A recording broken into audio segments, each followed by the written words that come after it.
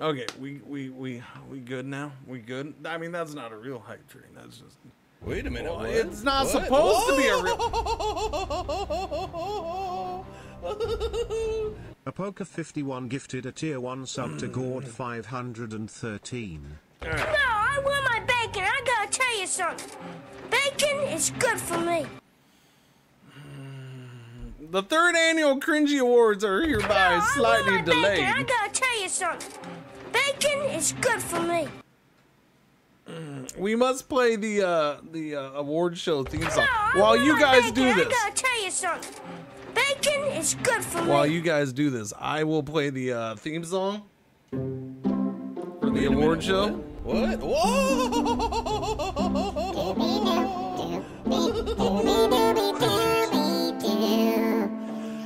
It's the 3rd annual. No, I want my bacon. I gotta tell you something. Bacon is good for me. Awards. Yeah, it's the Cringey Awards. No, I want my bacon. I gotta tell you something. Bacon is good for me. Wait a minute. What? What? Tier 1 sub to Chrome Vine. Wait a minute. Well, these are the best awards that any king could hope to get. Gifted a tier 1 sub Because to that Flame. means they have my personal stamp of approval. And we all know that Cringer's opinion is the best. Wait a minute. What? And then all of those other award shows just suck. Because they combine categories while we just make up dumb ones. Doobie doobie doo. What? Whoa! Doobie doobie doo. Doobie. Castro 86 gifted a tier 1 sub to Nakakalaka Cow. This is their first gift sub in the What channel. was Wait a minute. What? What? Nakakalaka cow? What? All right, what are y'all doing? Stop it! Wait a minute. What? What? Whoa! Are you serious? You guys just like randomly do this crap at the weirdest times. You really do. You just randomly do this I stuff. gotta tell you something. Bacon is good for me. All right, I'm gonna get my standing mat. Wait a minute. What? What? Whoa! Just random. Okay, let me try to look at this. XOI Wait a Zop. minute. What? A What? cat with the bacon bits. Emperor Sidious bacon bits. Philosopher large bacon bits. Thank you very much. Onomato Pew Pew. 12 months resub. Oh, Wait a that's a minute, year. what? Thank you, buddy. What? Whoa! That's a year's a long time. I appreciate it. Frank your mom and Wancho with the bacon bits. Oh, it's hype time then. Azealia at 9 Helix gift subs. Wait a minute, Thank you what? very much. What? Both Sable Suit, bacon bits. Jerry Moore with a brand new sub. Thank you, Jerry. Welcome. Glad you enjoyed the channel. Boom Cat Lady with the bacon bits. Thank you, No, thank I you. want my bacon. I gotta tell you something. Bacon is good for me. Castro gifted a sub to Nakalaka Gaugs, Wait a minute. What? What? which is my favorite. Thank you for the gift sub. Paul J, 10 gift subs. Thank you very much. That's extremely generous. Aguilon with the minute, resub. what? Third month, What? second best month. Welcome back.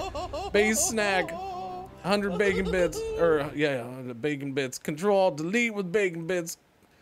Wait a minute. What? What? No Orgy 5 gift subs. Critical Chewy. Resub 11 of the months. Guyton with the bacon bits. No, I want my Oh, did I bacon. lose it? gotta tell you something. Blue Lightning 5 Bacon gift is good subs. for me.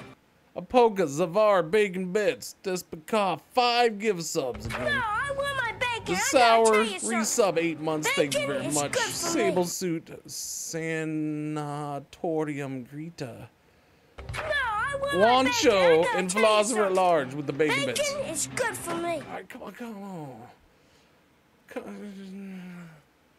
No, I want my bacon. I gotta tell you something. Bacon is good for me. Award show. Award show. Okay, you hang on a second. I'm gonna put on some snazzy award show clothes or something. All right, you just hang on. You do your thing. I'll be right back. Train coming through. Wait a minute, what? What? Whoa!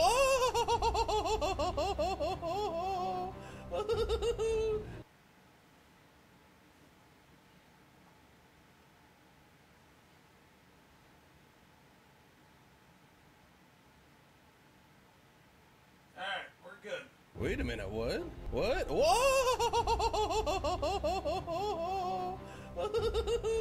Apoca51 gifted a tier 1 sub to Mr. Jazz 7. No, I want my bacon. I gotta tell you Is this something. ugly enough? Bacon is good for me. This is. I mean, it's not as ugly as I would have liked, but it's the ugliest thing I could find around here right now. Wait a minute, what? What? Whoa! Yeah, all nice and buttoned up. We don't button it up all the way though. We just button the top. We're like a cholo or something. They have given 6 gift subs in the channel. I need a white tank top on when I do this. All right, we just button it up at the top and we're good to go. Hey.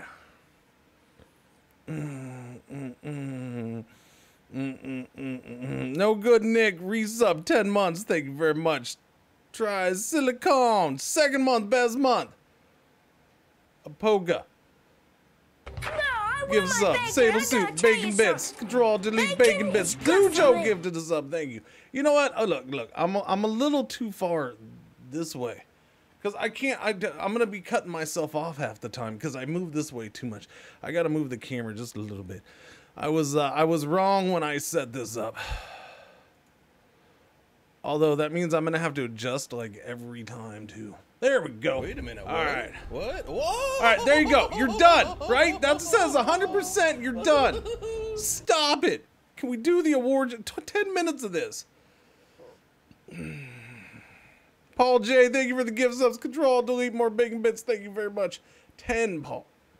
All right, gracias, muchachos. Thank you. Yeah, it was a hell of a year. Thank you. Okay.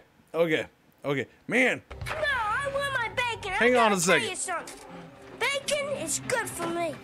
I can't wait until you guys reward me when I win Best Streamer of the Year. No, I'm just joking. Wanjo Bacon Bits again. Thank you, sir. All right. We good? Yeah, no, this is not ugly enough. I gotta have an uglier shirt somewhere, but I couldn't find one. This was the most ugliest of the shirts I could find. You know, there was a day. There was at least one day in my life where I wore this shirt not as an ugly shirt, but thinking I'm gonna wear that shirt. I did. There was a day. I want my bacon. I gotta tell you something. It was probably like Bacon 10 years is good ago for or me. 15 years ago or something. I don't know. All right, it's over. Level 5's done. Thank you very much. You guys are way too generous. Thank you. Grass Balut, thank you for the Bacon Bits. Your mama said come check this out. Oh, I bet she did. All right, we good? Unfortunately, I don't have, you know, look, music's a shifty thing. I do need to bring up some things because this is quite the little operation. Even though this looks like poop. This poop took a long time to do. Longer than I expected. All right. It looks like poop, but man, it was poop that involved a lot more work than I was thinking. The glorious thing about this is it'll be a little smoother. As rough as this'll be. As rough as it'll be a little smoother because of the loop deck.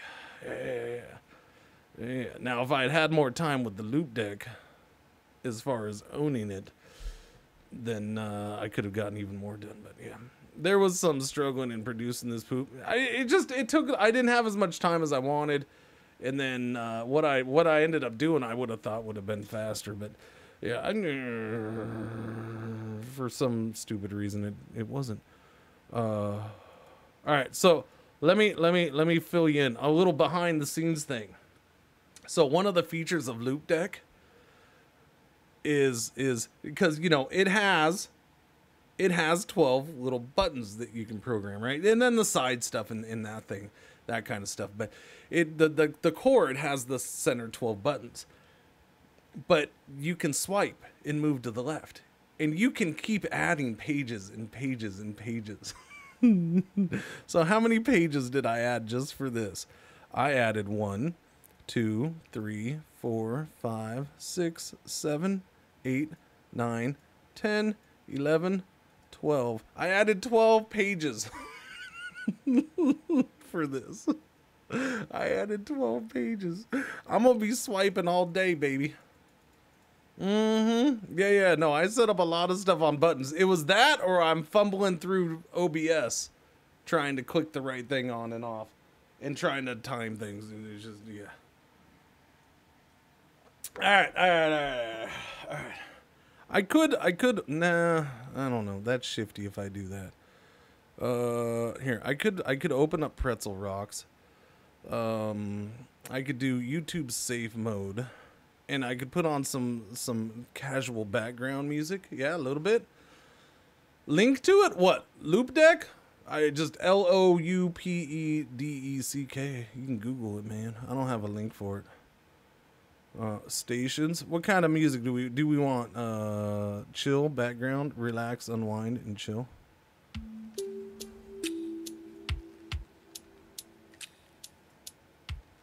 That gives us a little something in the background. Jazz? All of this should be stream safe. It's Pretzel Rocks. Although I went ahead and went full YouTube safe too, so it shouldn't be should be extra safe. Should be. I think there is a jazz section. There is jazz.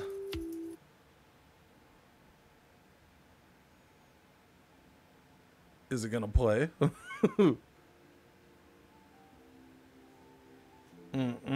Yeah, I don't know why they have a YouTube save button and not a stream save. Oh, instrumental only. Yeah, I want that on too. Instrumental only. This is a fantastic third. This is how the Cringey Awards go. It's highly produced. It is super smooth, professional the whole way through, man. It's spectacular. It's good. It's good stuff.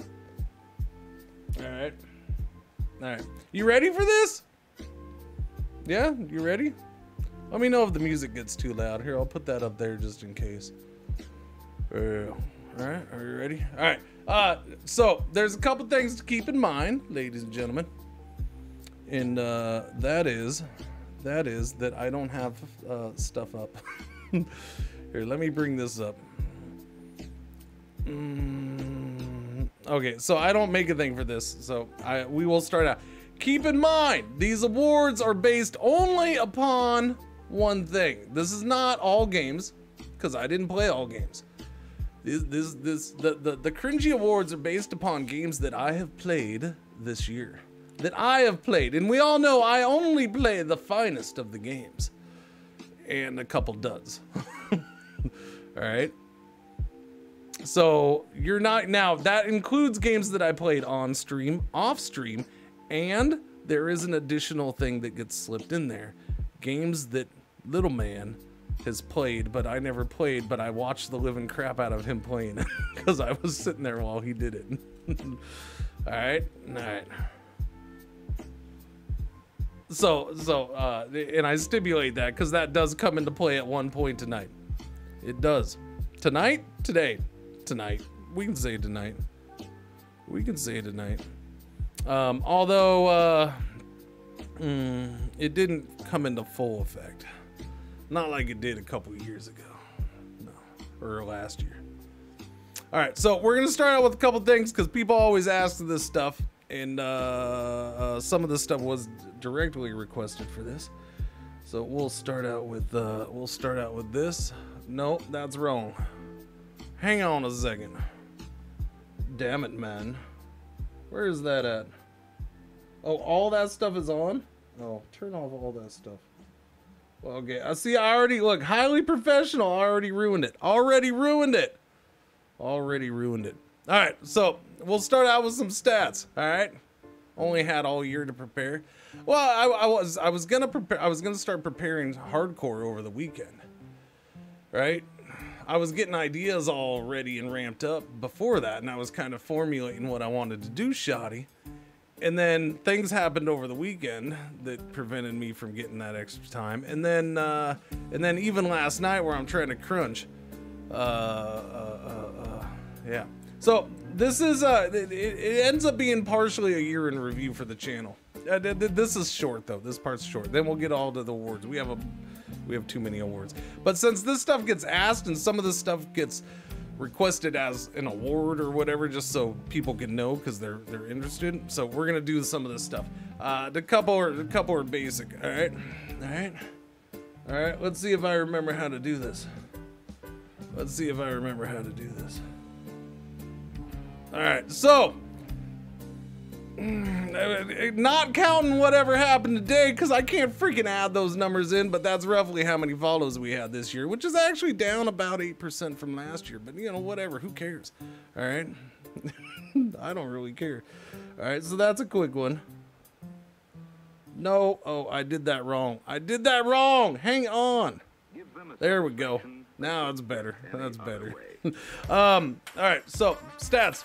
That's, again, not counting today because I can't do that until today, but that's roughly, yeah, that was our average CCV for this channel for this year. January 1st to yesterday. That is a 46.5% increase over last year, which was, last year was roughly a 50% increase over the year before that. So I'm actually really happy. CCV is concurrent viewership. So that's basically our average numbers from every stream, from the time a stream starts, where you start with 0 to peak and then dropping off. My channel tends to, you know, some channels tend to peak and then stay there until the end. My channel, I think part of it is because of the...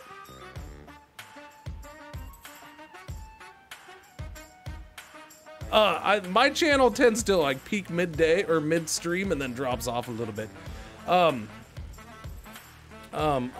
Anyways, so, no, we were actually showing growth even before the pandemic hit Blue Lightning, but yeah, I'm sure it didn't hurt. At least for a couple months there, it wasn't hurting. Yeah. So there's that. All right, boom, we hit the freaking number. Yeah, we talked about this a few weeks ago, right? Or a couple weeks ago? Well, I wasn't sure if I was gonna hit that number.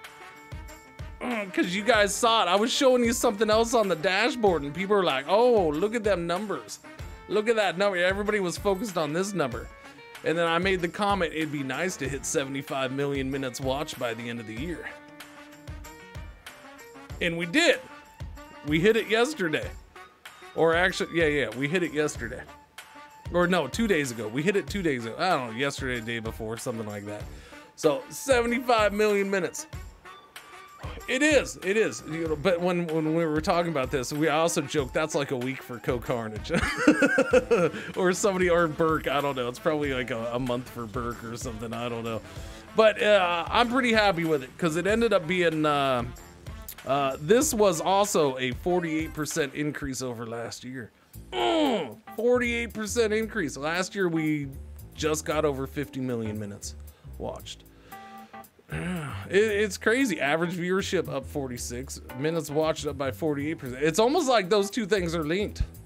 It's almost like they're linked together. A little bit.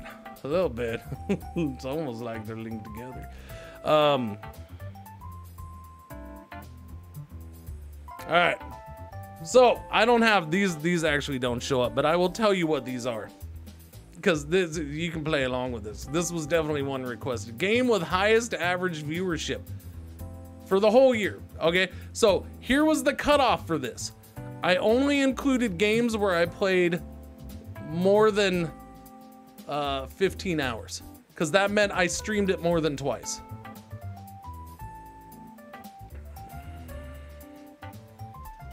I streamed it more than twice. So... game with the highest average viewership Nobody's gonna guess them. All right. Game with the highest average. The second runner-up for that would be Medieval Dynasty. 34 hours streamed.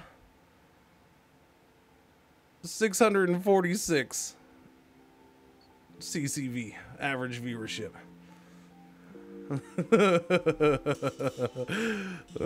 What is up? What is down? Number one runner-up with 26 hours streamed. An average viewership of 661. Port Royale 4. Didn't see that one coming, did you? No, you didn't. You did not see that one coming. And the number one game for the year for highest average viewership on this channel, at 23 hours streamed,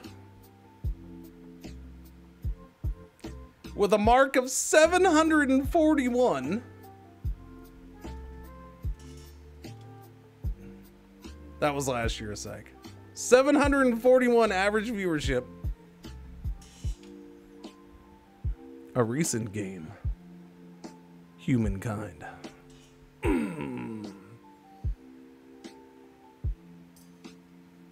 Humankind. Wait a minute, what? What? Whoa!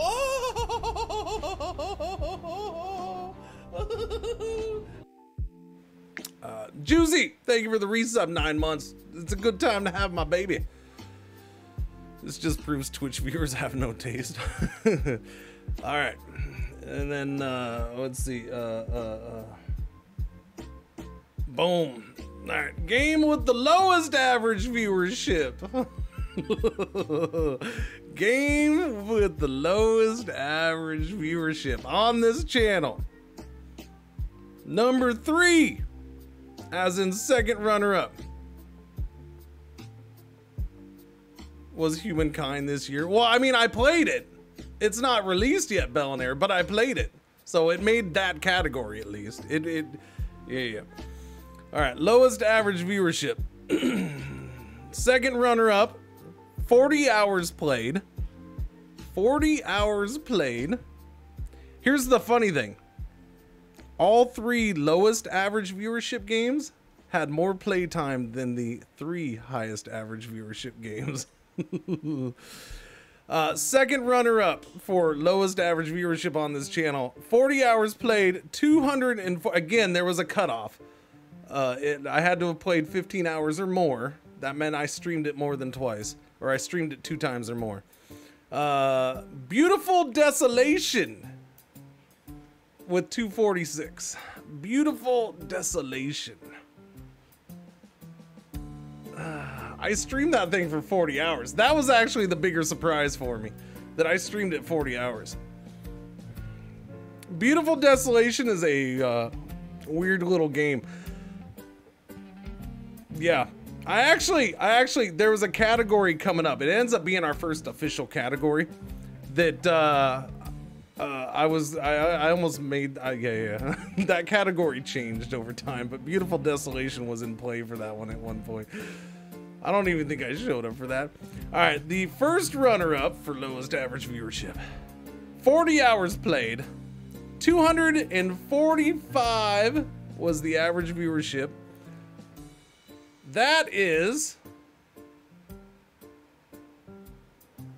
Wolson, Lords of Mayhem. There you go, Gamer Clint. Wolson. But Wolson's number 2. So that leaves us the lowest average viewership, the number 1. 55 hours played on this channel. The lowest average viewership award. They get this one gets an empty beer can. All right. With an average viewership of 231, would be Final Fantasy VII Remake.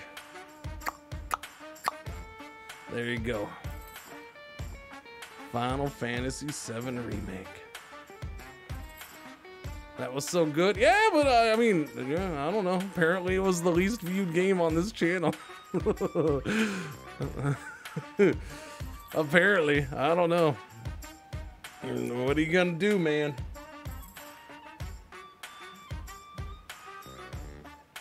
The single stream with the highest CCV, again, that's just a short way of saying average viewership. So one single stream. So the highest average viewership we had for a full stream, one full stream. I'm gonna tell you the date. We'll see if you can guess what it is. The date that this happened on was September 2nd. Now, you take a wild guess as to what that might have been. Yeah. Yes. Crusader Kings 3 on September 2nd, the day after release. And actually our third day playing it.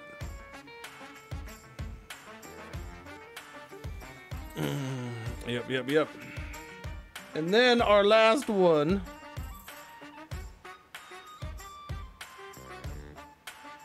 Most streamed games of the year in terms of hours.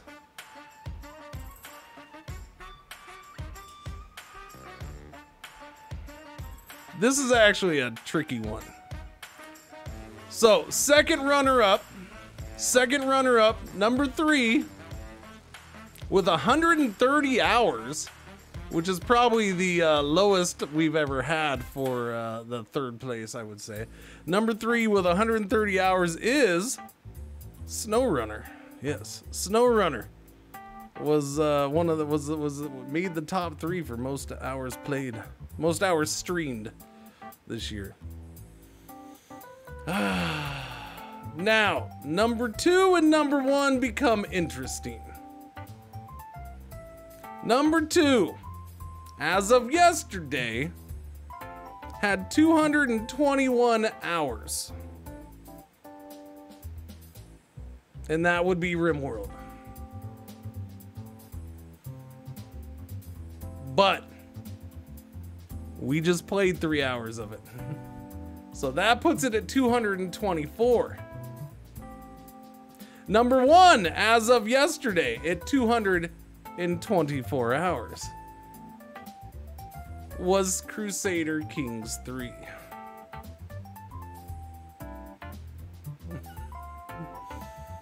So they're officially tied right now, and since I plan on going to RimWorld after we're done here, RimWorld will be number 1 officially. But RimWorld had all year to do it. RimWorld had all year to do it.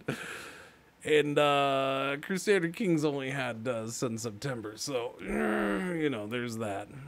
All right, so we're done with the stats, yeah. We're done with the stats. So let me double check this, make sure this is good. That's good, nothing's on. All right, so now we're gonna go back to this real quick. That's the basic stats for the year. All right, we're gonna go over to the official. Ooh, that flipped me out. All right, we're over here. 30 annual Cringer. Who were the most active in chat? I don't have those stats. I mean, I think I could probably look it up in the bot, maybe, but I don't know. I don't look at user numbers. I think they're available somewhere. I stopped looking at that stuff a long time ago. How do I track all that stuff? As far as that, the easiest way for me to track that, now the numbers can vary here and there. Like minutes watched, average viewers, followers, that was all taken from the Twitch dashboard. Yeah.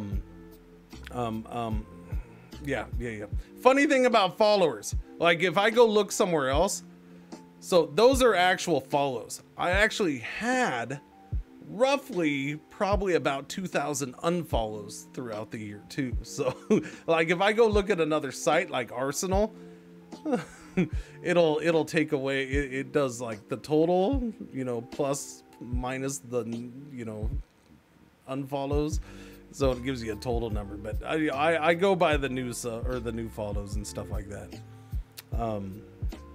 Yeah. As far as the hours played for games, I pulled those from Arsenal. Yeah. Do we get a sub count? What do you want for a sub count? I mean, I can give you a sub count. Do you want a current sub count or what? What are you looking for, man?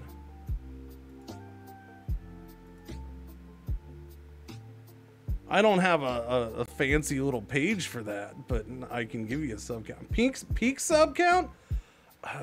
Peak sub count was 1,100 and something. There was a crap ton of gift subs.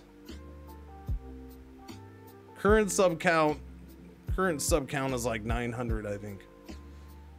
Just over 900. Well, I don't know. You guys just gifted a bunch. Oh yeah, okay, so oh wait, that wasn't in there. Yeah, that's right, that was the one thing that wasn't in there. So total games streamed was up a little bit, not as much as I thought. It was up a little bit over 2019. So as we go into the categories, because we're gonna start doing the official award categories now. Yeah, as we go into those, keep in mind this is based off the games I played. So games streamed in 2020 was 113 different games. It didn't go up as much as I thought. Gimmick the Geek, thank you for the brand new sub. Welcome. Glad you enjoyed the channel. Yeah, so 113 different games played. That was up from like I think 105 from last year or something like that. It seemed low to me. It did seem low to me. 3 days, it is quite a variety, yeah. There is a lot of variety, but there's also some, you know, they get tweaked a little bit because we get some, you know, 1 hour games in there, 2 hour games usually. It seemed lower to me. I felt like I thought it was going to be higher this year. I did when I looked. All right, ladies and gentlemen, are you ready? Are you ready? I didn't even set this up. Dude, are you ready? Ladies and gentlemen, are you ready for the 2020 3rd Annual Cringey Awards?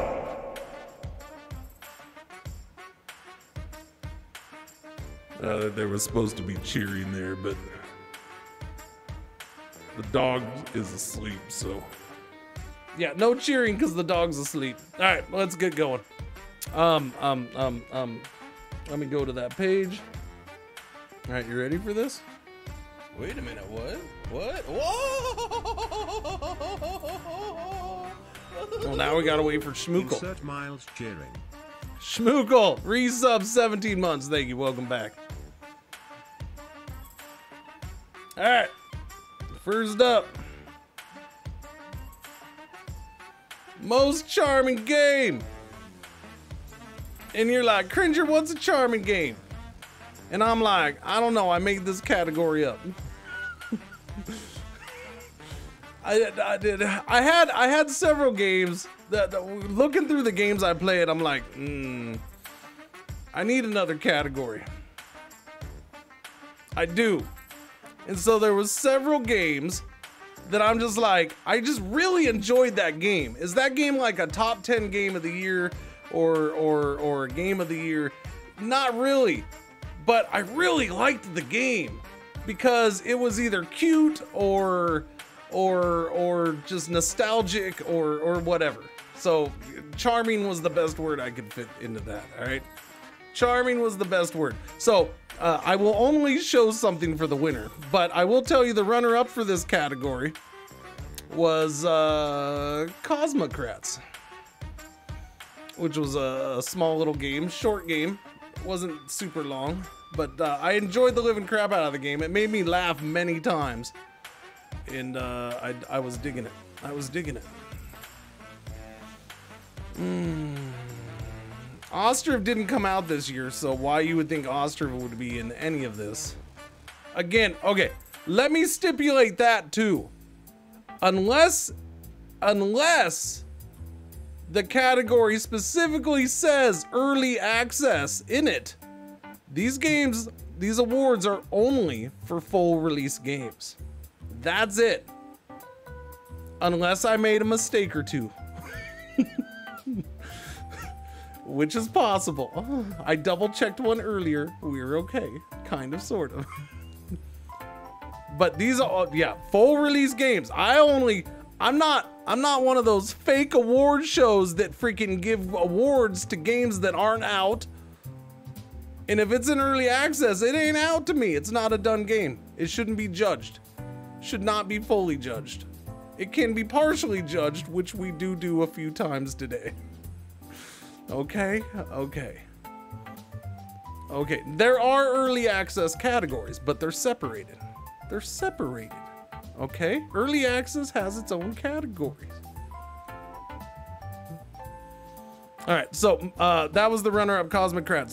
The winner, it was simple. It is, boom, right there. Yes, Your Grace. Now you may have to go back quite a ways for this game because it came out in like January, February, somewhere around there, right? Yeah, I think it was January. And I don't know, it was just a cute little game. It was fun. It was enjoyable. I really liked it. It was what was it, like 8-9 hours? Yeah. And so that's, yeah, it fit that category for sure. It did. All right, so that's that category. The next category that we got coming to you today, most pleasant surprise, as in a game I didn't expect to fall in love with. Yeah. Now, ladies and gentlemen, the runner-up for this category, you may not even have seen me stream it because I only did like 4 hours of it. No, your mama's not a game. Your mama's serious business, okay? Don't be bringing your mom. No, stop it. No, most pleasant surprise. No, Assassin's. Why would you guess Assassin's Creed? Why would you guess that? I expected to like Assassin's Creed. I've played it multiple times. Disco Elysium didn't even come out this year. I don't know what you're talking about. It's 2020, chat, not 2029 or 2019. No, the runner-up for this category, keep in mind, most pleasant surprise, game I didn't expect to fall in love with. This game really fits this category. PGA Tour 2K21. That was number 2. That was the runner-up.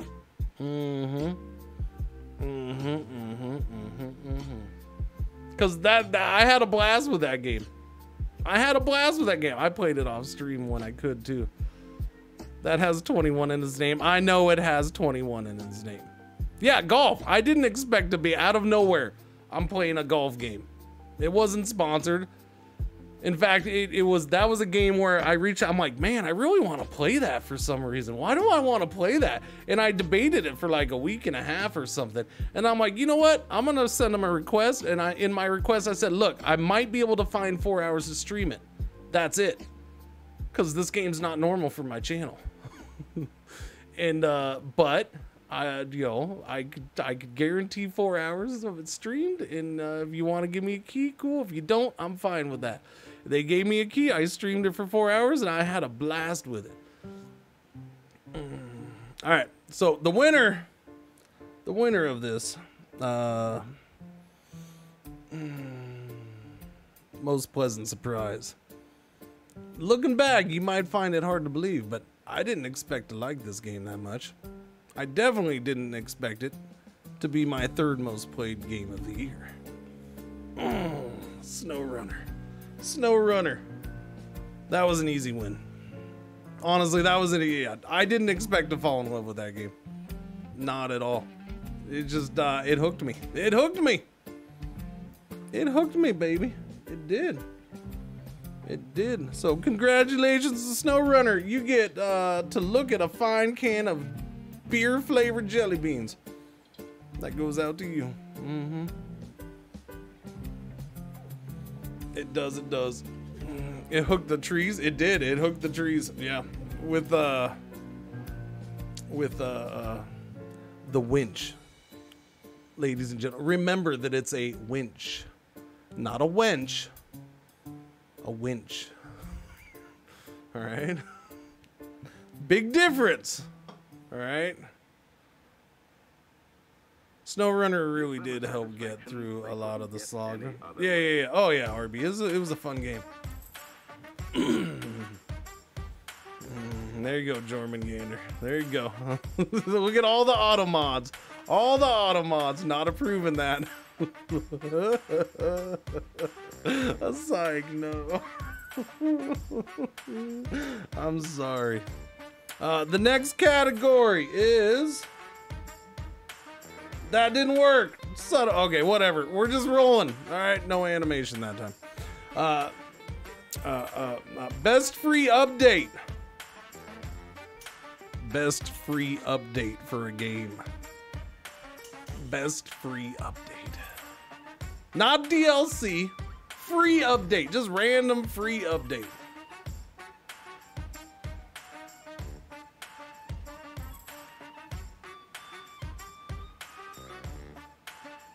I probably should have put this later on because, yeah. I'm sorry, ladies and gentlemen. This was hands down easy. Now I did consider other games. I considered other games. I considered all of the free updates for Civilization 6 this year. I considered free updates for Aaa. I considered free updates for many other games, but in the end, it clearly was Dynasty Creator in Crusader Kings 3, hands down the finest free update. I mean, there's no competition. I'm sorry. There just isn't. Okay. All right.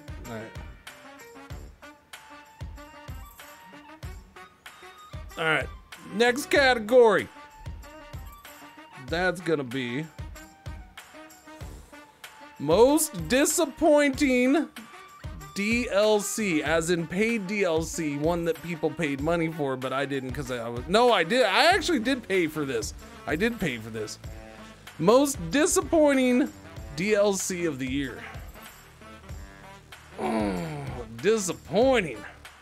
You know what, Frag? That actually got beat out.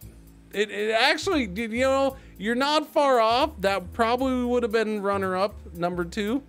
I didn't do a number 2 for this one. Sometimes I did a number 2, sometimes I didn't.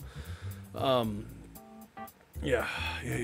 This one is, yeah. That thing was garbage. I'm sorry. Look, my love affair with Sims 4 has been short. But that thing was garbage.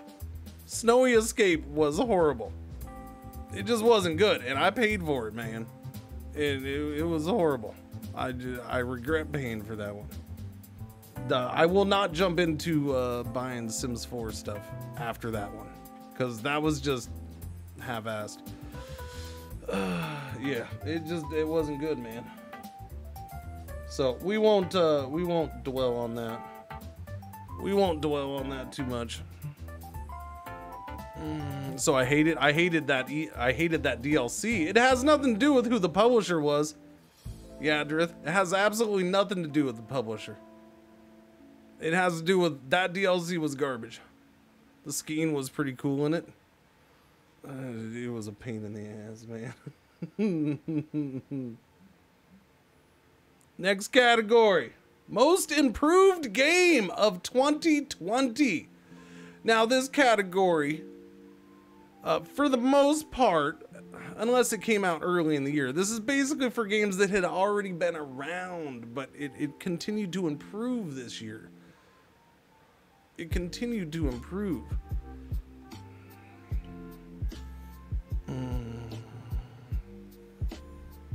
Now, that's not just free updates.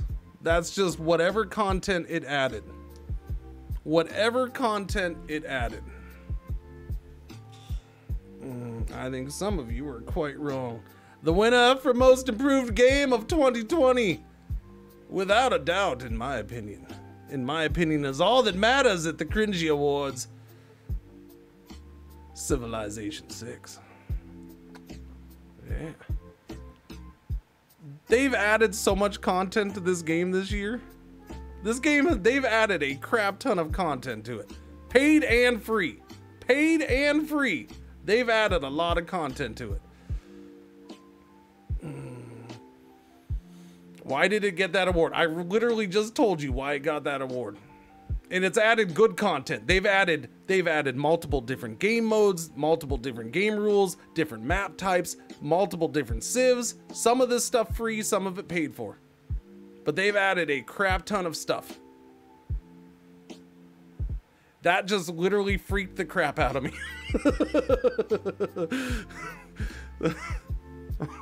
Sorry. That was an unforeseen thing. I should bring something up on this monitor. I should play a movie or something. Whoa! Everything I'm doing right now, chat, is on the streaming PC. Happy New Year. And so the gaming PC just went to or started to go to sleep, and so both monitors went black, and I thought the stream got cut off for a second. It kind of scared me. With the latest DLC is great, albeit $40 each time. What, Civ 6? Civ 6 is not $40 each time, or 40 euros each time. No. Okay, so we got that. So yeah, Civ 6 is my most improved game of the year. On iPad too. Yeah, there you go. There you go.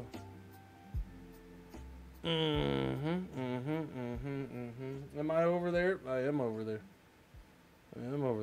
All right. So, most underplayed game, as in game I should have streamed more of, is basically what it should have been. Yeah. Now, you'll be surprised by the winner. Now, the runner-up on this game, a two-time runner-up, was once again PGA Tour 2K21. Yes, that was my second most underplayed game. I meant to go back to it, but I never got back to streaming it. I enjoyed it. It was a fun game. That's why it was one of my most pleasant surprises. It was. But the winner, and this will surprise you, but I was enjoying the game. I was digging it for the most part.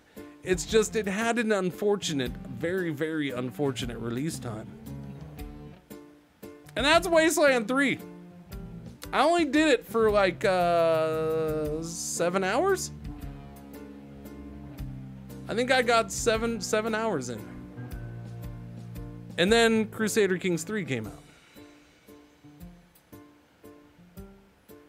So I wish I had streamed it more. At this point, will I go back to it? Probably not. But I wish I'd played it more. That's the underlying part of this. The whole most underplayed game. The underlying part of that is I probably won't go back to it. That's why it's in this category.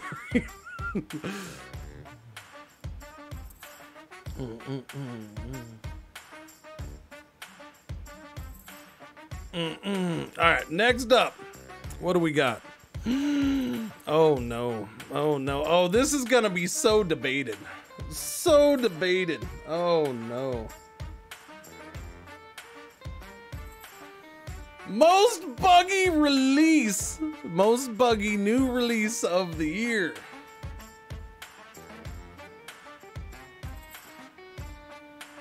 What could it be?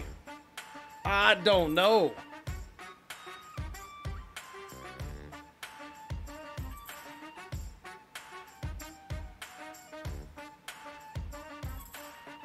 So let me tell you a little story. While I haven't streamed Cyberpunk, I have played it off stream. I haven't played it a ton, but I've played it enough to get into the game. No, I have played it off stream, and that counts. Playing off stream does count.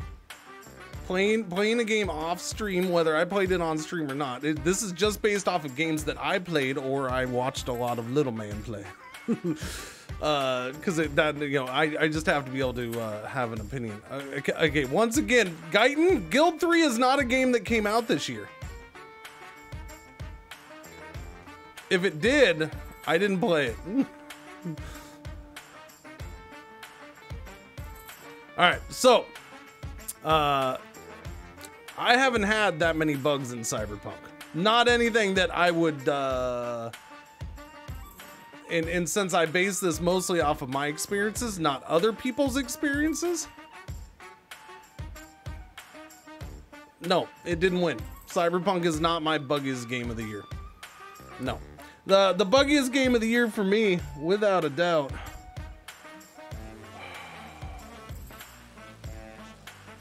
I couldn't play the freaking thing. I couldn't install the stupid thing. And I wasn't the only one.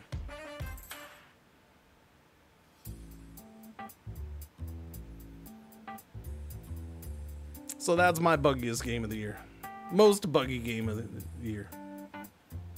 Now, it's finally working for me. That's why we finally streamed it without crashing, last week or so. Still haven't played it because it was so buggy. Exactly. Most buggy game. By the way, I'd like to thank Microsoft for the copy of the game that they gave. Look, I did stream it without crashing finally last week or so. Yeah, so that's that. We're gonna move on from that though. All right, we're gonna move on from that, and we're gonna go to category 22. Best game for throwing bodies in the river. You see what I did there? I'm a creative genius.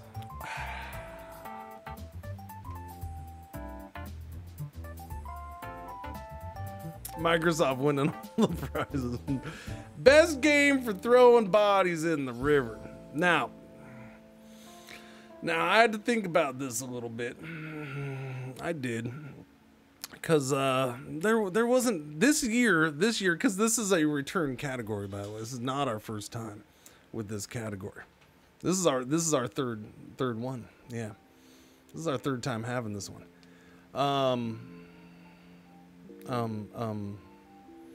And I had to think, which games did I actually throw bodies in the river in?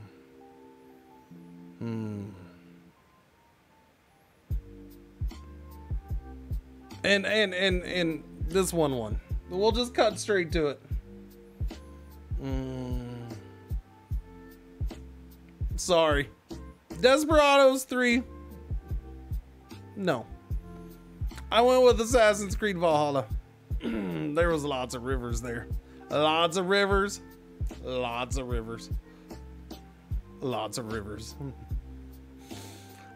bodies. Yep, that was my winner. So congratulations to Assassin's Creed Valhalla for winning one of the most coveted awards in the Cringey Awards. And that is best game for throwing bodies in the river. Oh. Here you go. Best new early access game brought by Ubisoft. Best new early access game. Who won this? I don't know. Best new early. That means it had to go into early access this year. Had to go into early access this year. Okay, you're listing games that I don't consider in early access. Humankind is not in early access. That was a dev build.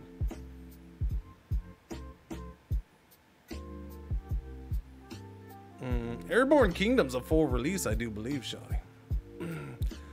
New World Preview was just that, a preview. It was a beta test, wasn't early access. All right. The runner-up for this category of best new early access game. Runner-up was Ragnorium. Yeah, Ragnorium. Yeah. Ragnorium was the runner-up for Best New Early Access Game. The winner for Best New Early Access Game. Monster Train's a full release, Bellinair, isn't it?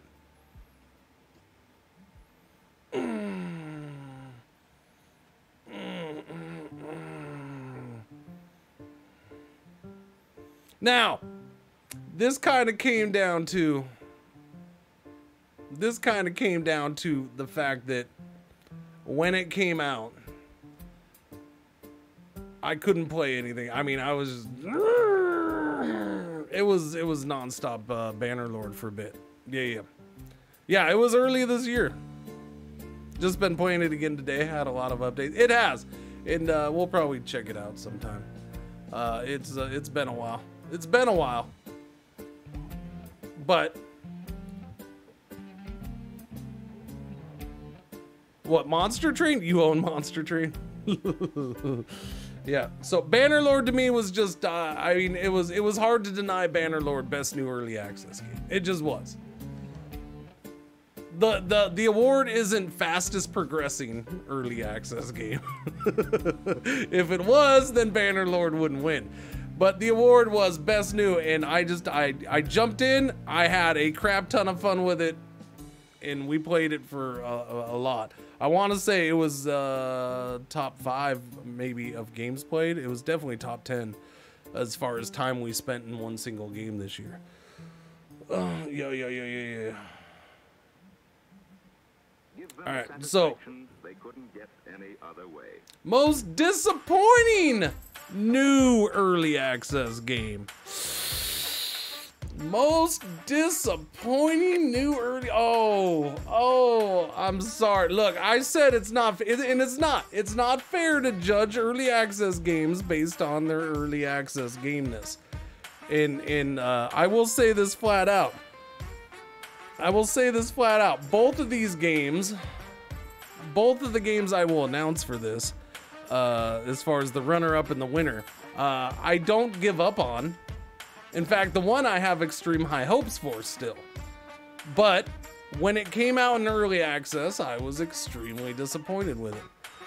Again, games that came out this year. Soviet Republic did not come out this year.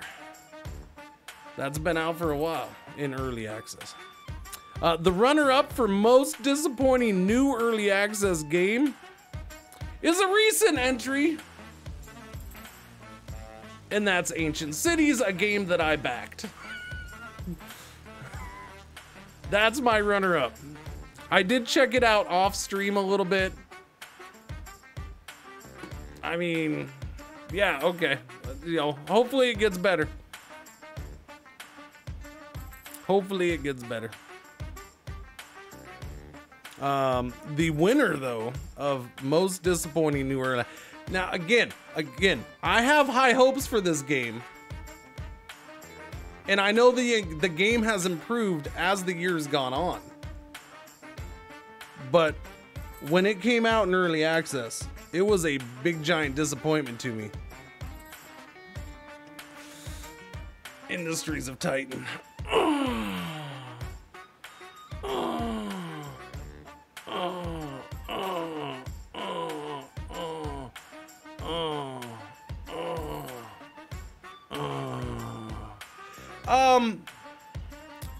Okay, so why is Baldur's Gate 3 not? Because I'll tell you what, I seriously considered, do I put Baldur's Gate 3 on here? The reason Baldur's Gate 3 is not on there, because my biggest disappointment was Baldur's Gate 3 was the fact that I just didn't want to play it because I knew it was going to cut off and I couldn't get to the end. So it wasn't that I didn't like the game. Yeah, it did have some bugs and stuff, but my biggest problem with Baldur's Gate 3 was just, you know, it's only part of the game, which is the case with other early, but that was my only problem I had with it. I just didn't want to play it because I want to wait for the full release. Industries of Titan, again, I have high hopes for this game. I think this game could be extremely excellent and awesome. And they've added a bunch as the year goes on, even though I haven't gone back to check it out on stream. But when this game came out, I was just really I'm like, there's not much here, man. Why did we even do this? First off, because and this has a little bit of personal history as far as, you know, saw it at TwitchCon, got to play stuff at TwitchCon. What I was shown at TwitchCon was not in the early access. So my hype had been built off of what I played, and then a lot of that didn't seem to be even in the early access version. Or some of it wasn't there. And then, you know, their advertising and their hype for this game before releasing the early access showed all this stuff that still is not in the game. You know, like normal roads and people walking down them, and so, but there's a lot of cool stuff coming into this game. So I think this will be an awesome game. It's just, I don't know. I was excited for early access for it, and it's just been like, well, I'll wait until it's done. Yeah, that's kind of where that comes down to. Oh, on to the next category. Man, we're not even halfway through the categories. This might be a 2-hour, 3-hour one. This is a long award show. This is a long award show. It is. Yeah. It's because you guys made me add more stuff. All right. We're right there. 25. All right. 25, you say, is most anticipated. Look, I didn't want this category. It's just, this is one of those things where people keep asking me to put it in here. I couldn't even figure out a freaking name for this category that makes sense.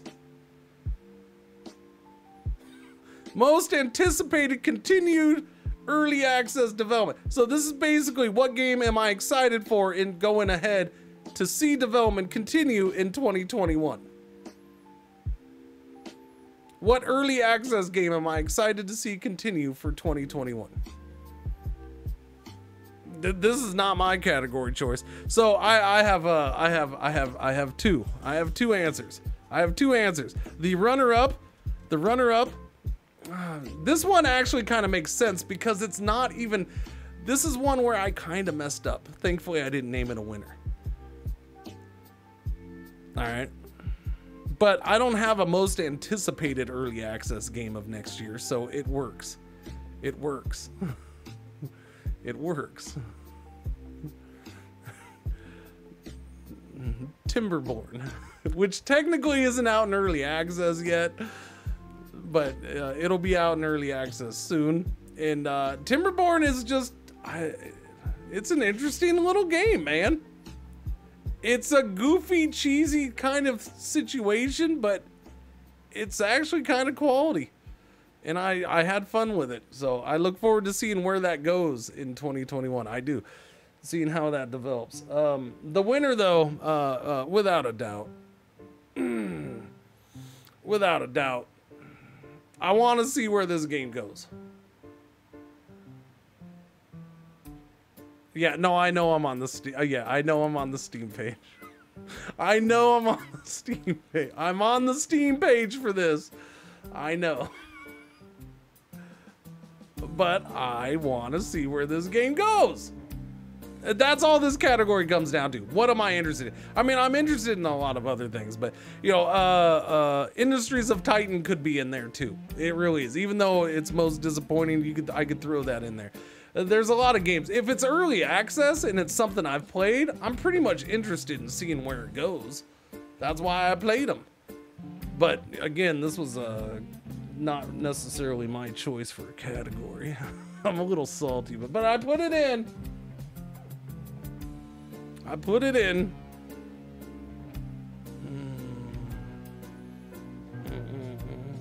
All right, next up. Oh, I like this one. I like this category. This is a return category. Game I wanted more of. Wanted more of it. More. Basically, this means a game that they couldn't get any other way. I pretty much finished. A game I pretty much finished. And there was nothing left to do, but I wanted to keep playing anyways. So basically, his VOD from Ragnorium is on it. Yeah. My VOD is yeah. The Ragnorium story is that they I was paid. It was they asked me to do a sponsored stream for 3 hours for Ragnorium, with the idea of that being that they wanted that video to put on the Steam page initially for 24 hours, but I guess they decided they liked it or they forgot about it. One of the two, because that was months ago.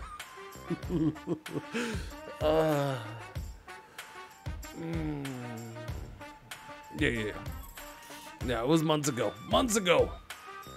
All right. The game I wanted more of. Game ended. I wanted more of it. Game ended. I wanted to play more.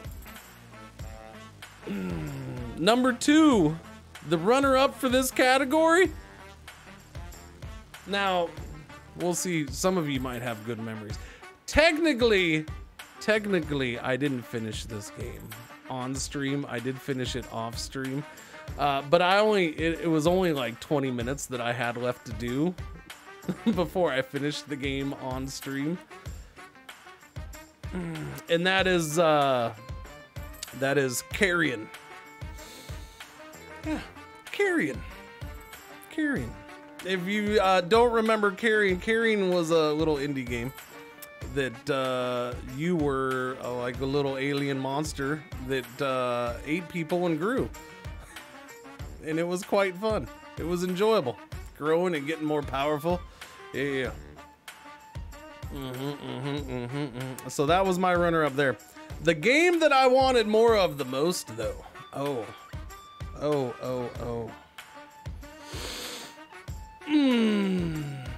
Maneater.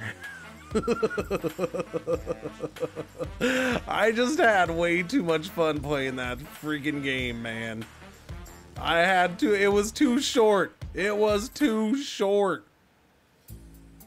think we played it. We took a while. I'm still looking for it. You haven't played it yet, Belner? Oh, it's just so fun. I just wish it was longer. It looked unpleasant. Oh no, the game was so fun to play.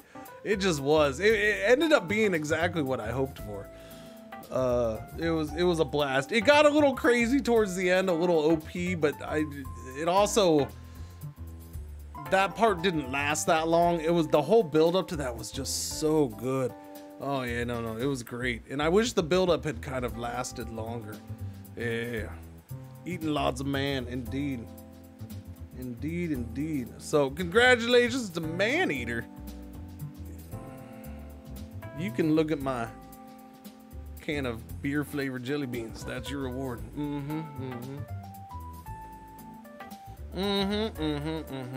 You must have missed one. What?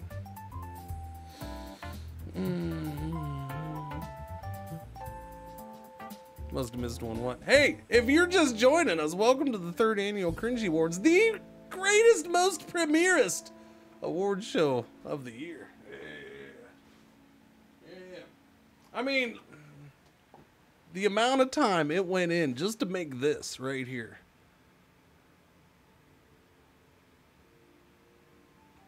Was impressive. Yeah.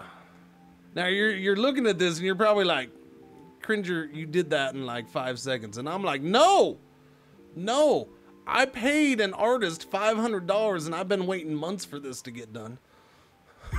No, I can't let anybody believe that. I can't keep that. No, I can't let you actually think that that's true, because somebody will believe that. Somebody will believe that.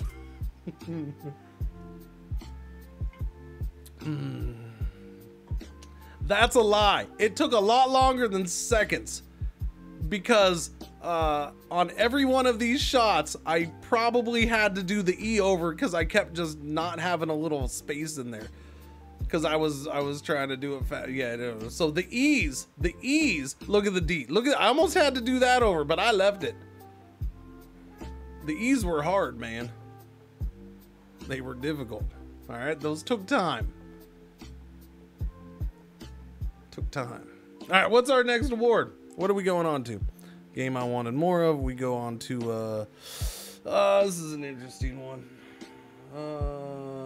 Wait, 27? 27. Oh, okay. Best lived up to the hype. Again, this one gets a little disclaimer. This is basically my hype. All right, not your hype, but my hype. All right. Now the runner-up for this, was Mountain Blade 2 Bannerlord. I did allow, and that was kind of a mistake. I did allow an early access game into that. That was a mistake.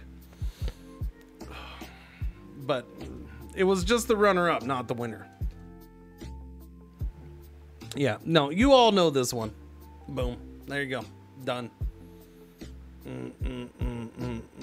Because I'll tell you what this came down to the most, though. What really should have been number 2. What should have been number 2 should have been Final Fantasy VII Remake. Because it kind of came down between those two as far as games that I had some hype for. All right. Now, I try not to let myself get hyped up about games too much. And this was actually a game I definitely tried to, you know, it's a Paradox game, new release. You know, but yeah. Final Fantasy 14 for you? Never played that one. I never played that one. The 7 remake though, that was another one where I kind of got hyped for. But yeah, so that one was kind of easy. All right, next up, Best Stream Killer. Oh, you already heard the nominees for that earlier, didn't you? At least you heard the 3 biggest stream killers that we had this year. Did any of those win? Oh, I don't know. Did any of those win? Stream Killer was a tough one. This was actually a tough category this year. In part because the tough part about this was, where do I draw the cutoff? What do I consider a stream killer these days? So I don't know. That was a tough one. So, but it was, at the same time, it was kind of easy. So the only thing that really impacted, I think, in the end would be the runner-up. The runner-up was, even though I was not allowed to finish its buggy ass ending, that would be Wolcen. I highly enjoyed my time playing Wolcen with Belnair, in fact, if you don't know. Yeah, no, I enjoyed playing Wolcen. That's why I played it. I was loving it. But number one, without a doubt, biggest stream killer on the channel, and was a great game. I left you alone. I didn't leave you alone. I couldn't finish it. Even when I tried to do it alone, it still bugged out for me. I was the reason it was bugged out, apparently. Yeah, it did need polish, ouch. It did. Yeah, Final Fantasy VII Remake, best stream killer. All right, without it. It was the biggest stream killer on the channel, and we played it more than other stream killers. And that's because I didn't care. I wanted to play it. Now, my only complaints about this would be the 50-part ending, which never, ever stopped. But other than that, I had a blast. That 50-part ending, so we played we streamed this game for 55 hours. The ending was, I do believe, about 25 hours of that. Especially because I couldn't get past the stupid bike part.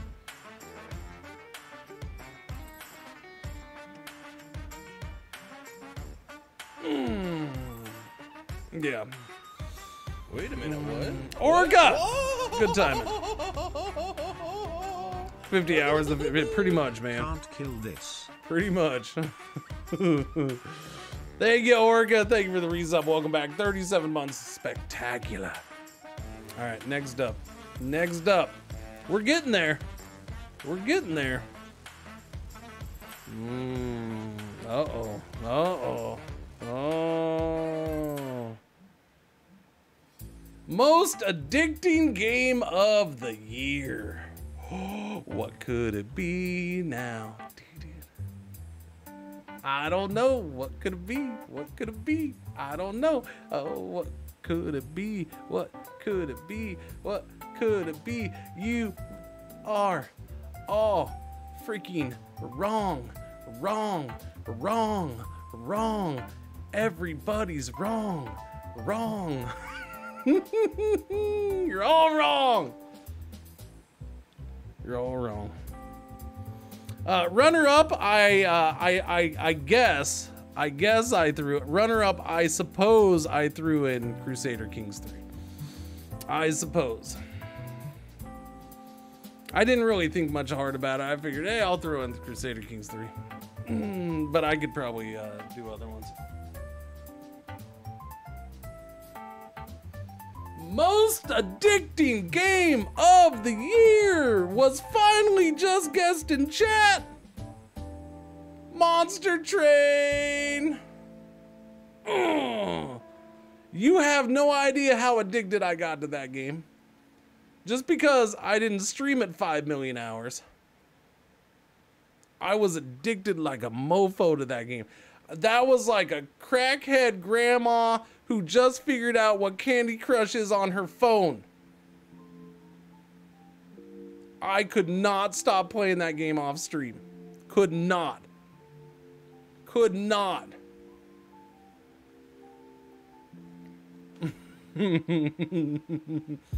Oh, did you say it's Slow Psycho? I missed you then. Sorry. Yeah, no. Monster Train. Yeah. The Monster Train also was pretty close to being most pleasant surprise. Just because the card game thing is not typically something I look at playing. You know, there's another one out there that people really like that I still haven't even tried. But this game appealed to me, and I freaking, yeah, no. I went ham on that game for a while. I was playing it every free minute I could off stream.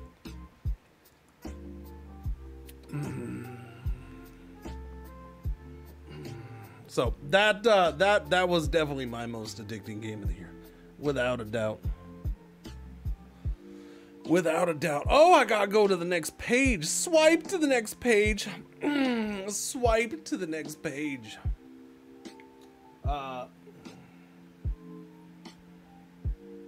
Hang on a second.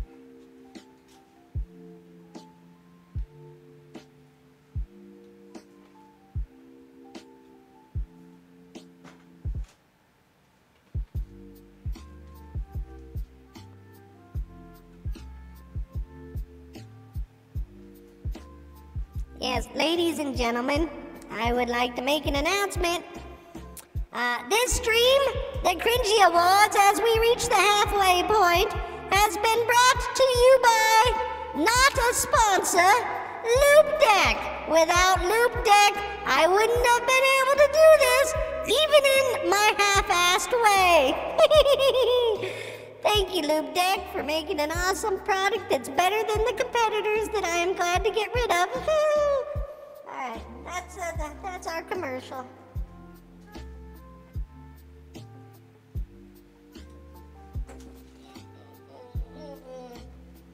Alright, we're back. We're back. Alright, that's the end of our commercial. That's the end of our... I think the host is a bit loopy. Alright, next award. Oh no, that got you up. Oh no, why did you get up? Did you want to join? Did you?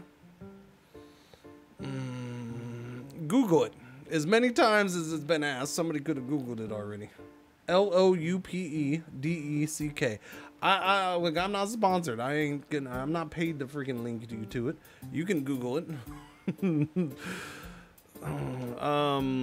What's coming up next? We're on number 30. 30 it is. Next award category is biggest disappointment of the year. Biggest disappointment of the year. Now, ladies and gentlemen,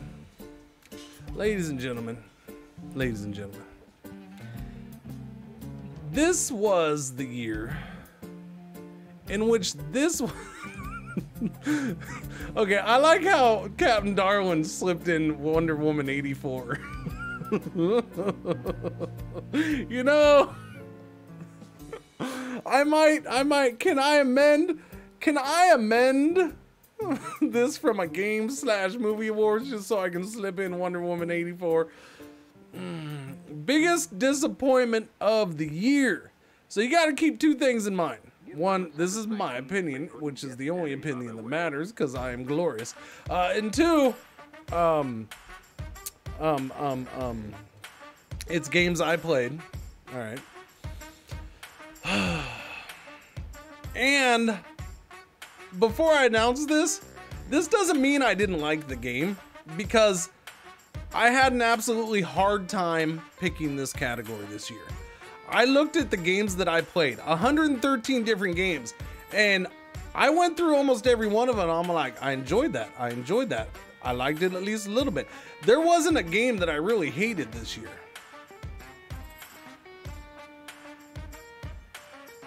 But there's a game that I was kind of disappointed about when I went back and looked at it and I thought about it and I invested my brain powers into it. It had to have been a game that I was kind of looking forward to. I kind of had some hopes for. And then what impact is I went back and I looked and I'm like, my ending thoughts on that game combined with how much did I actually play and stream that game in the end. And we go all the way back to January. For Tropico 6. It's not a bad game. It's not a bad game.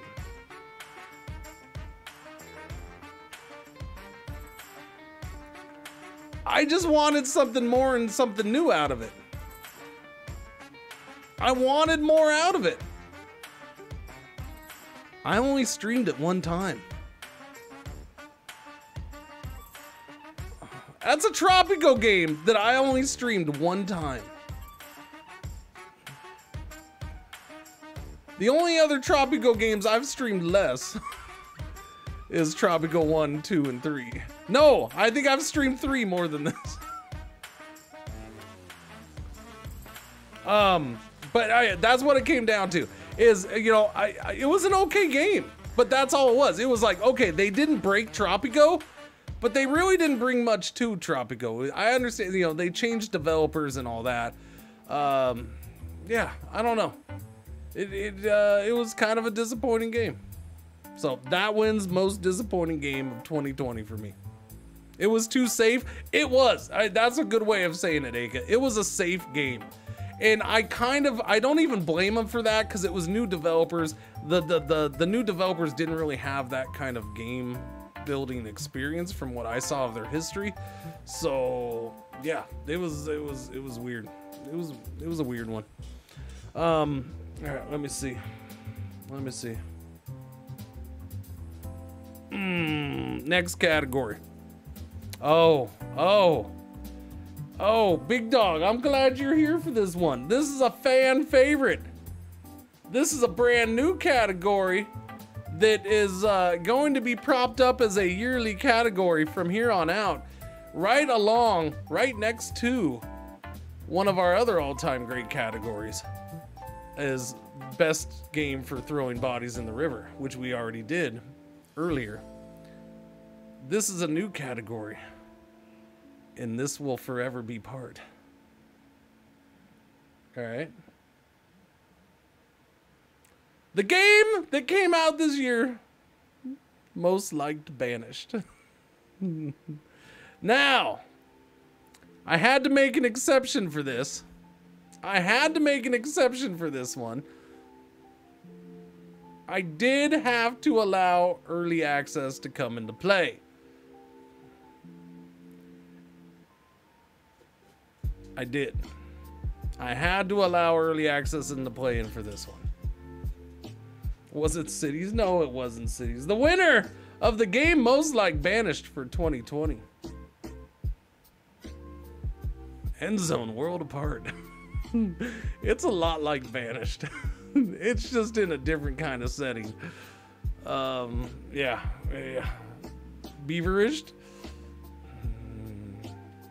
Yeah, no, End Zone is an early access game, but it's gonna stay a lot like Banished. What's Banished? Banished is a game. That's basically, it's a meme around here. Yeah, no, I had to allow early access because this is the most like Banished right now. Just without a doubt. This is, but instead of medieval or colonial type times, this is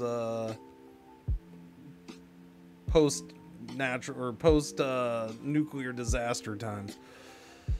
You put 250 hours into Tropical 6. Did you, Devilman? You liked it that much? Well, I see, and I don't think it's a bad game. I don't think it is. You know, I just was a little disappointed in it. I was. All right.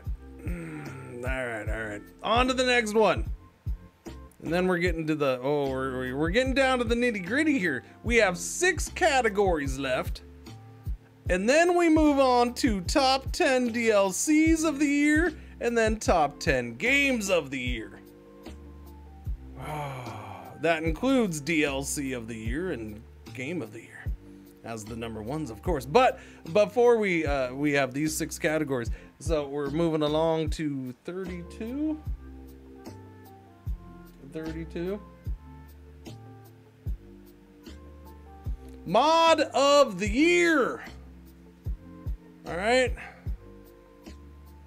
Now, I considered, how did I want to do this? How did I want to handle this? First off, this isn't really gaming, right? This is mods. This is mod of the year. And then, do I want to upset a mod? Right? Do I want to do that? Do I want to upset, you know, somebody out there, she might be sensitive if I pick somebody else. I don't know. And then it dawned on me, I can't do that. So we'll just pick the Stellaris Star Wars mod as my winner for mod of the year. No, I meant game mod. I knew you people thought I was talking about real mods, or, you know, like chat mods. I'm not gonna pick, no, I'm not gonna sit there and say one mod's better than the other. That's not nice. You thought I was gonna do that, didn't you?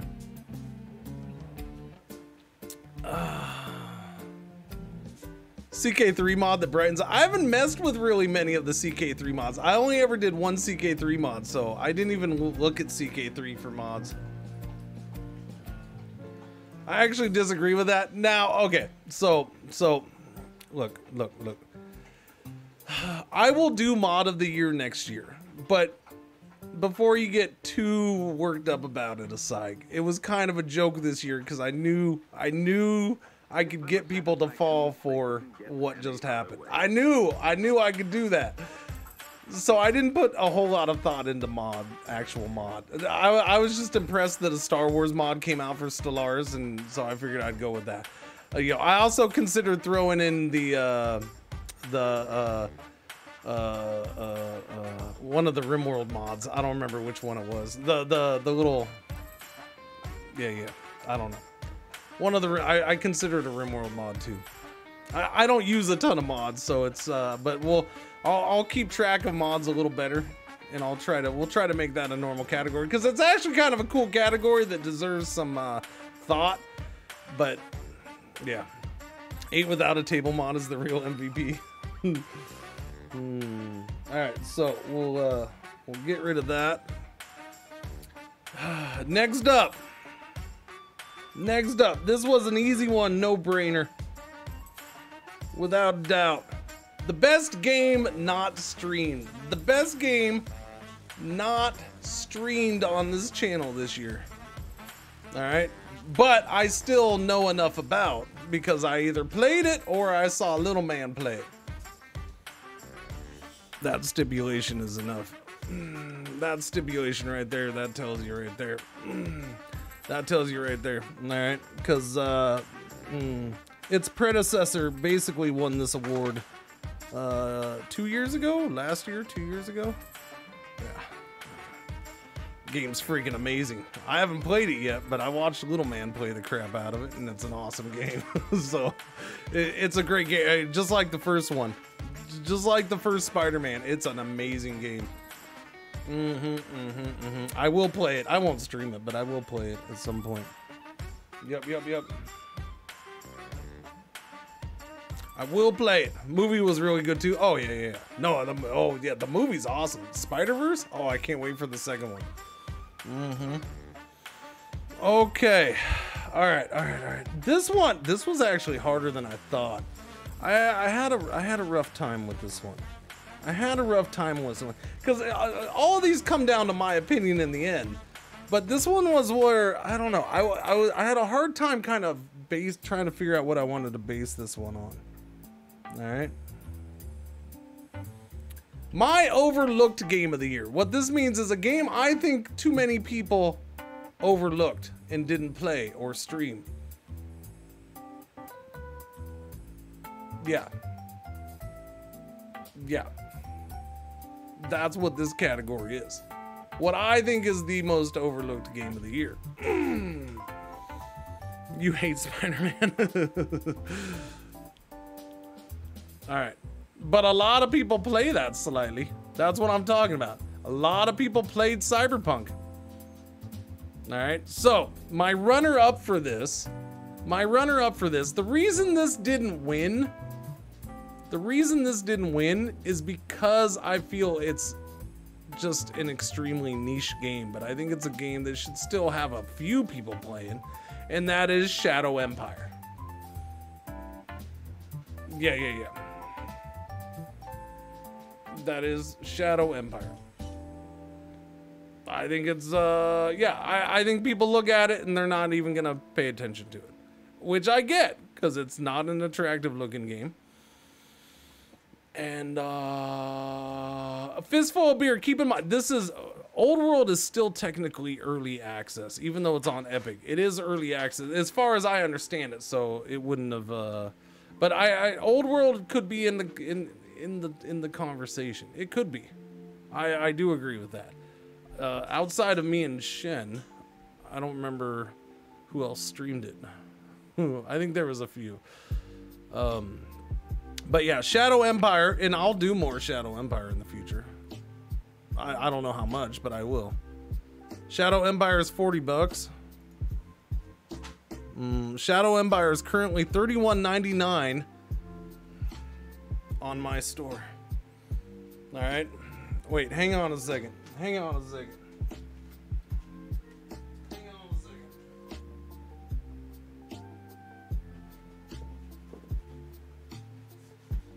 No, leave me alone, dog. Leave me alone. All right, I gotta do this somehow. Without you seeing me. Oh, wait, do I even have this in here? I don't think I do. Oh, crap. All right, hang on. I gotta do this. I gotta do this. No, not that. Crap. Alright, where do we got? Window capture. There we go. Do the old window capture. That's what I want. That right there. Look at these production values. Oh, this is so good. Love these. This is such a good production value right here. There we go.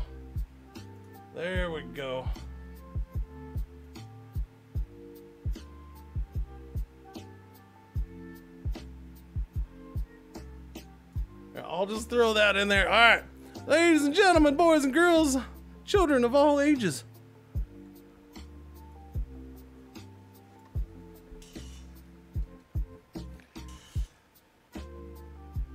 We welcome you once again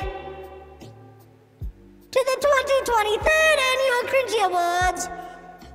This next segment is brought to you by Cringer Video Game Store. Get all of your video game needs as long as it's a game that's sold on Steam, because we don't sell other places yet. No, not yet. But it's Cringer Video Game Store. Oh. Okay, yeah, no, that's good. You can do that. You can get all your video game needs of Cringer-approved games. Cringer-approved games. You're not here if you don't like Cringer-approved stuff, so here you go. Cringer-approved games. Yay! Cringer Video Game Store. The greatest video game store this side of video game stores. Like Steam and, you know, ones that you trust more and have a bigger catalog and have sales more often. But this one directly supports Cringer! And on here you can find Shadow Empire, currently on sale, 20% off, $31.99. Yay! Alright, back to our regularly scheduled program. Enjoy the Cringey Awards. Oops, I forgot where I was doing a commercial at. Oops. Anyways, don't tell them I said that.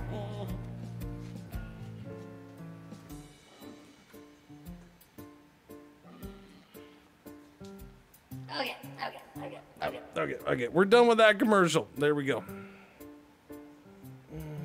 Wait, what am I hooked on? Son of a biscuit. I blame you, dog. It's not your fault, but I blame you.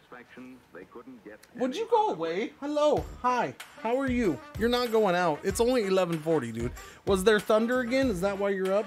No, because you'd be standing there shaking. Anyways, all right. Overlooked game of the year. Number one coming in. Coming in at number one. Oh. Yeah. No, somebody said it. Like I said, this is a tough category, but it does seem like this game's easily dismissed by people. It was when I was streaming it. It was. Now, not everybody. I know a lot of people are digging this game, but I feel like it's been easily dismissed by a lot too. I feel like it's overlooked some. I feel like it is. It's a full release now. And it's got some pretty cool stuff in it. And I haven't even scratched the surface of it yet.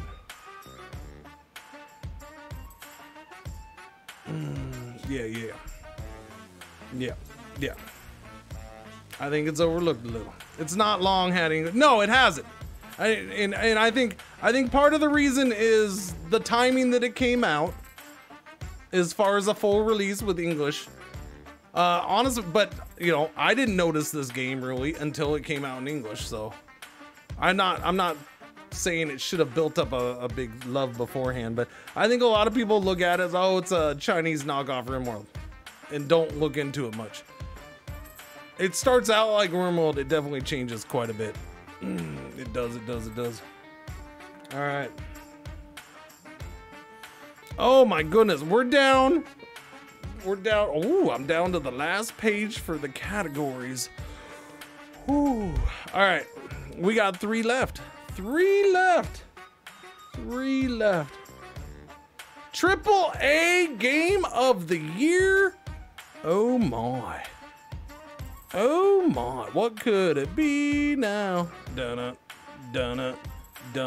What could it be? I don't play a ton of AAA games, but I played some. I did. Banished was Banished was not that.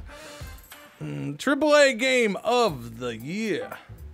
This was a tough category because the AAA games that I play are ones that I'm interested in. So, you know, but which one did the best job? It's a hard choice.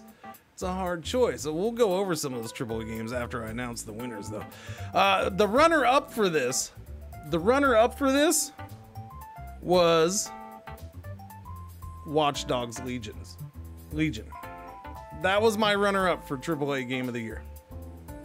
Watch Dogs Legion. It was.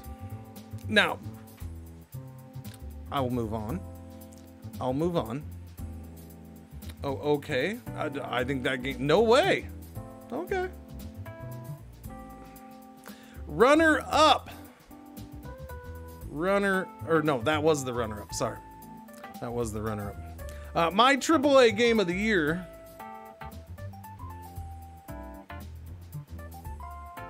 It's a AAA game, baby. It's a AAA game, so yeah, that one. Look, I killed the stream for it. It wins. That's my AAA game of the year.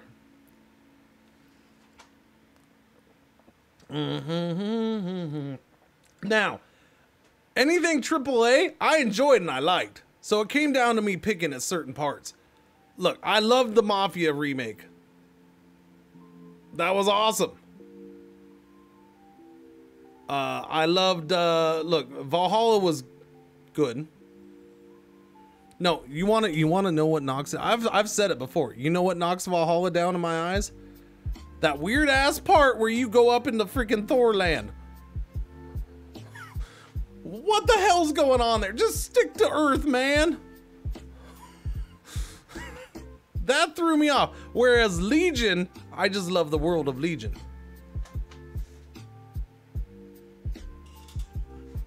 All right. What other AAA games did I play? Technically, wait, no. Well, yeah, PGA Tour, I guess, technically would be a AAA game, but it wasn't necessarily the best AAA. It was just a pleasant surprise. I enjoyed it. Sims, but Sims didn't come out this year, just the DLCs. And I already said one of those was the biggest disappointment of the year. It won biggest disappointing, or what? It was the disappointing DLC of the year. But yeah, since it's just a slice of the full game. Yeah, I mean, you can make arguments. You can make arguments about any of the AAA games I played. But in the end, you know, I picked ones that I wanted to play. I was probably gonna like them. That one was... I just had a blast playing it, man. It was fun. Nobody wanted to watch it. That's fine. I had a blast playing it. It was awesome. And then I watched it again when Little Man played it. And I sat there and watched him play it. Well, not all of it, but a good chunk of it. Yeah. Mm-hmm. Yep. I lose all interest in any AC game the second I am kicked out of the Animus.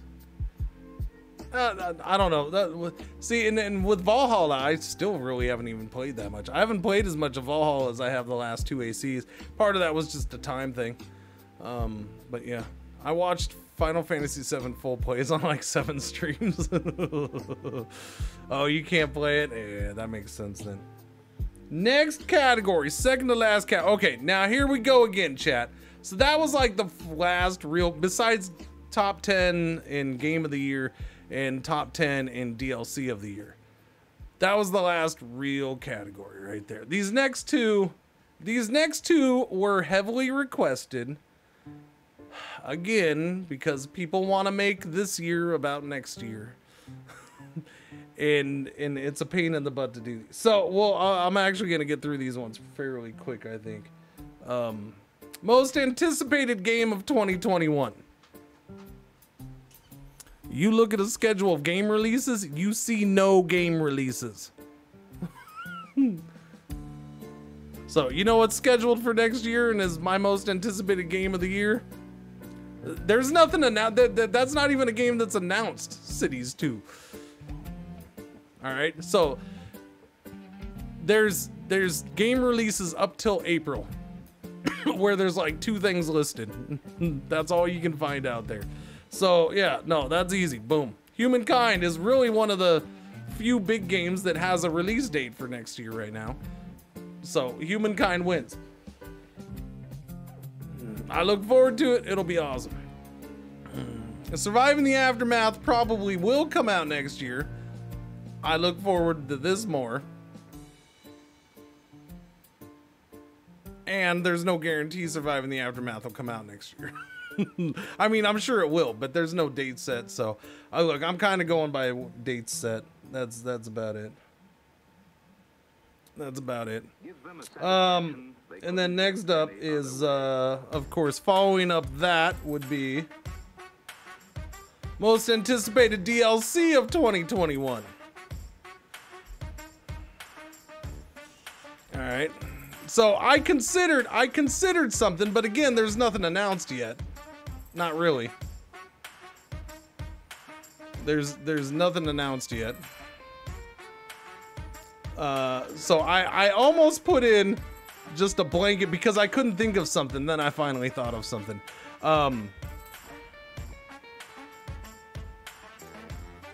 Is solid, but also reeks of the first try at something new. It comes off as yeah. It's like yeah, pretty much. Yeah, I mean surviving the aftermath. I'll enjoy it. I don't think it's gonna be great the way it is right now, but I think I'll enjoy it. All right, so my runner-up for this is what I actually had as number 1 at first, but again, there's nothing really announced, so I took it out of there. Especially after I remember, is the runner-up was whatever the hell comes out for Crusader Kings 3 next, because I couldn't think of anything. So most anticipated DLC of the year is though, boom. Elite Dangerous Odyssey is confirmed for next year, and it has a name and everything. Yeah, I considered Anno 1800, but there's no information on that, so I'm not gonna put it. If there's no, again, that's why I don't like this category, but people really wanted these categories. But I went with what is actually solid, announced, expected, not what might happen. I can't say Anno 1800 DLC when I know nothing about it. You know, cool. I look forward to more Anno 1800 DLC, yes. Am I anticipating it? Am I excited for it? I mean, I don't know what it is. It could all be friggin', hey, here's a DLC where everybody gets thong bikinis in a day at the beach. I don't know. I don't want to see that necessarily, so no. It might be funny, but you know, it's not something I'd get excited about. Elite, this I'm excited about though. I mean, we've been talking about that a lot this last week. I'm excited about that. Yeah. That's gonna be fun. It's gonna be cool. It is. Okay, I need to scroll my little butt all the way back over here so I can go to games. No, we're not doing games first. We saved games for last. I do DLCs first. Top 10 DLCs coming in. By the way, if you're new to the channel, thank you for the follow. I don't know how the hell you found me down here. I'm sure I'm at the bottom of a weird old section and just chatting. Wait, no, that's games. Oh, I went too far.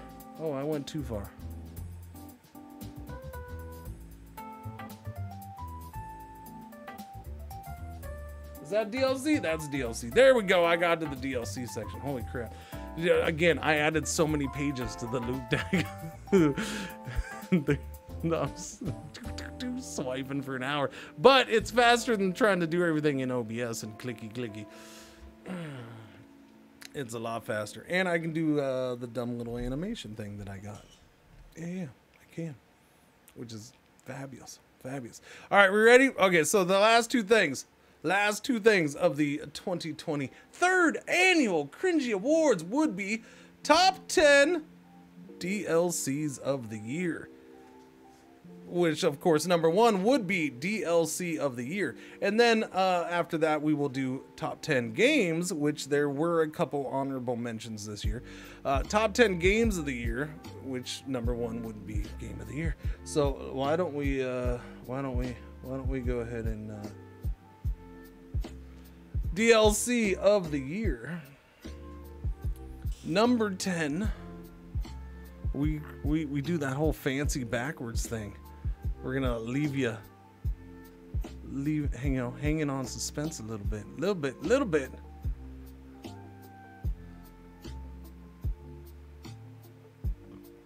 Cradle of Humanity, is that a DLC? All right, so number 10. Jesus Christ, would that stop scaring me? Stop it. I do. I gotta put up, here, I'm gonna do this. Here's what I'm gonna do. I'm gonna open a browser. I'm gonna put my own stream up in front of me or something. I don't know. I don't know.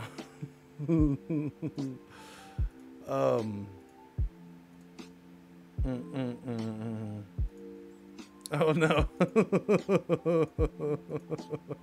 Wait, no, I did that. Now I'm seeing all these tweets. Oh, good lordy. Thank you for the tweets. Anyways, number 10, DLC of the year. This is pretty simple, straightforward. Let's go. Number 10. Now, you might be surprised by this one. Oh, you might be. This was the yin to the other yang. Sims 4 Eco Lifestyle. Now that was a good Sims 4 DLC. I liked that one a lot. That was a good DLC. Keep in mind, again, these are games that I played, right? Yeah, no, okay, what I'm talking about is the gaming computer keeps going to sleep because I'm not using it. And every time the monitor shut off, it freaks me out and I think the stream got cut off. This was a good Sims 4 DLC. I really like that. I like this DLC. This DLC being good and adding so much content is part of the reason why I was so disappointed with the snow one, or the skiing one. Yeah. Because that just didn't feel like it added anything to it. But this was an awesome DLC. Now, part of the reason, here's my thing. They were released like 5 months apart. Why don't we slow down a little? I know the Sims community always wants more, and that's why you can get away with charging 20 bucks for like a content pack and 40 bucks for a freaking DLC. I get that. But slow down a little bit. Slow down a little bit and actually put out some good crap. But they won't, because that is where the EA comes into play, I suppose. Sims 5, please. Yeah. Alright, so we're done with that. Number 9. Number 9 DLC of the year.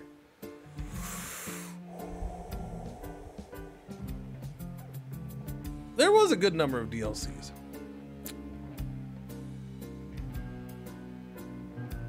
Anno 1800 Bright Harvest. Now, I'm gonna say this. I'm gonna say this about Anno 1800 Bright Harvest. Anno 1800 Bright Harvest was a DLC that actually I needed to let simmer before I truly, fully appreciated it. See, that was my first actual instinct to it, Distrustful Cat, is that it seemed kind of small. But later on, I really just felt the power of that DLC as far as even just the little initial tweaks of not even getting full tractors, but the other silo upgrades and stuff. It really did have a big impact and it was awesome. It was a cool DLC. I really liked what it brought to the game. So it was great for that. Great for that.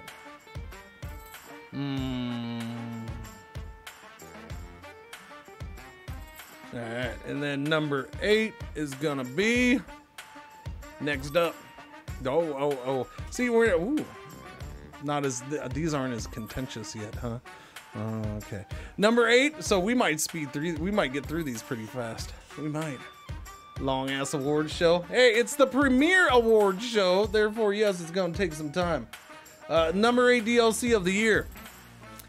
Hearts of Iron 4, La Resistance. The good Hearts of Iron 4 DLC for this year. Yeah, that was earlier in the year. They put out a second one. La Resistance was the much superior of the two, in my opinion. I liked it. I liked it a lot. It was fun. That's Walk. That's Walk Dog. He's sitting right here if you want to walk him, if that's what you're trying to say. Do you want to go for a walk? Somebody wants to take you for a walk. Yeah.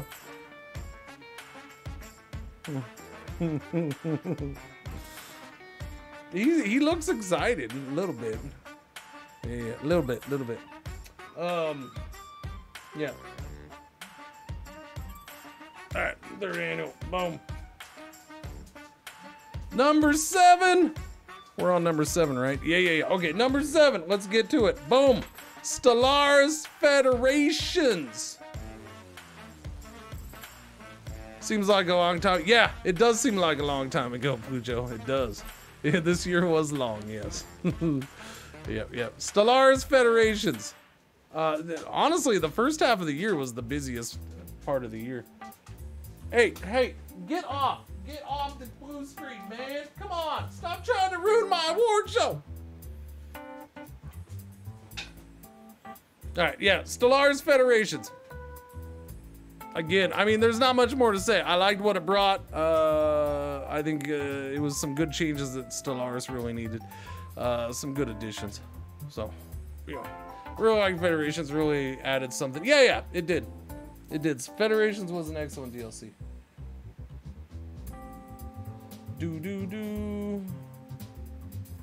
Number 6 DLC of the year. Oh, we might get into some shifty territory here. I don't know. We'll see. Some of you might complain. Total War 3 Kingdoms Mandate of Heaven. Yes, that came out this year. It came out earlier this year. Yes. Total War 3 Kingdoms Mandate of Heaven.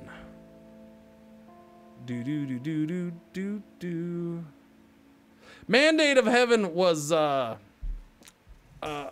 was awesome. First off, it added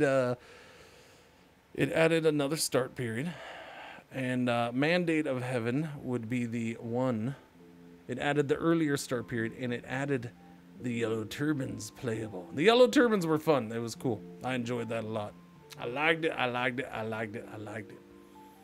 Another thing to check out. My list of notes is getting long. Was there an add-on for what? What about Megacorp and Apocalypse? Was Megacorp... No, Megacorp and Apocalypse were not this year. Frosted Century. Or you're asking somebody else something else. I think, yeah, I think maybe you're doing that. Mega Aquarium Freshwater Fish is number 1. No, I admit I didn't play Mega Aquarium DLCs. I did play that game like 2 years ago or something. All right, next up, we're going to what am I on? 5 it is. DLC of the year 5. What is this? 5. Oh, this one might be contentious with some people. Now, I like this DLC a lot because it kind of did it in a different way. In fact, this DLC is not done giving. The gift that keeps on giving. Civilization 6 New Frontier Pass. I like the way they did it. So if you don't know what the New Frontier Pass DLC was, is basically it was $40. Yeah, it's expensive, but it's every other month for a year. Boom, new content. And then between those months, they're giving free content. This is a big reason. This is half the reason why this was my most improved game of the year. They did this combined with free updates in the off months, and they just added a lot to the game. They added a lot to this game. Would be higher on the list for it. I understand. I get that. Again, this is my opinion, which matters more than yours. That's why I'm doing a show. I'm joking. But no, that's where it fell for me, was number 5. I think it's an awesome DLC, though. It's spectacular, man. It's spectacular. EU4 Emperor next. Did you see me play that, Jormungandr? Did you see me play that? Do you think I played it off stream secretly? I don't think I did. DLC number 4 of the year. is gonna be Frostpunk The Last Autumn.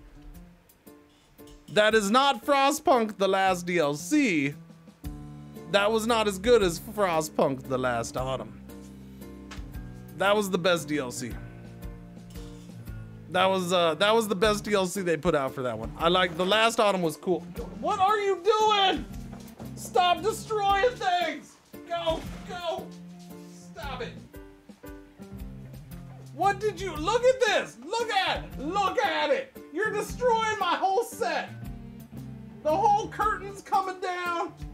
You're over here, no! You're wrecking my party. Good Lord, man. What are you doing? Go away. Go. Go lay down. Go, go, go, go, go, go. Go. I don't know what your deal is. I understand there's dogs barking a couple houses over. I get it. They don't care about you. They don't even know you exist because you don't even bark outside. Give them a satisfaction they couldn't get any other way. Go. Lay down. Go. Don't make me block things off. I will block it off. Put up a whole wall of boxes there for you. Make you pay for it. All right, where was I? Oh yeah, Frostpunk Last Autumn. Awesome DLC. Spectacular. I liked it a lot. That's why it's number 4. Number 3. Is that what we're on? Number 3 DLC of the year. You didn't see this one coming. No, you didn't. Boom! Total War 3 Kingdoms again. A World Betrayed. Oh, World Betrayed was so good. Best DLC for this game yet. Best DLC for 3 Kingdoms. So good. That brought in, that's the one that brought in the 194 start date. And you could play as Lu Bu. You could start as Lu Bu. You could start as a few others. Yeah, yeah, no, it was good. Oh, it was good. It basically Dongzhu just died is what happened in this one. Yeah. When did that come out? January. Yeah, I think that was a January release. Both of the 3 Kingdoms, one was like a January, one was like a June release or something like that. May release. Yeah, they were both in the first half of the year. They were both early.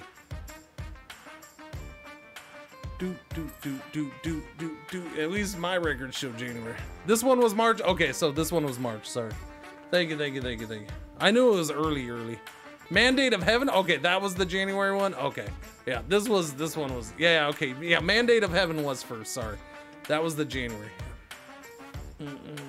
That was my number 3 DLC of the year. I love that DLC. It was good. It was good.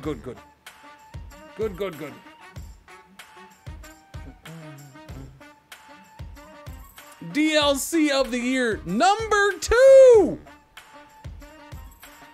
Number 2.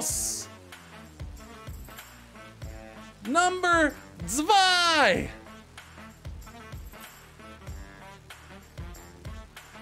Number 2. Number, however they say 2 in England.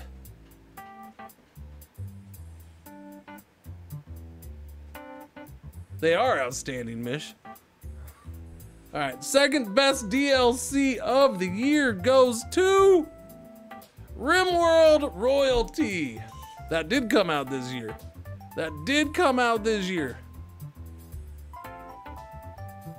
Dropping the deuce. Yes, I just dropped the deuce on you.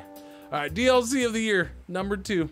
Runner-up, first runner-up, RimWorld Royalty. I mean, come on, it's a RimWorld DLC. And it's cool, I like it. I like it a lot. It's a cool little DLC.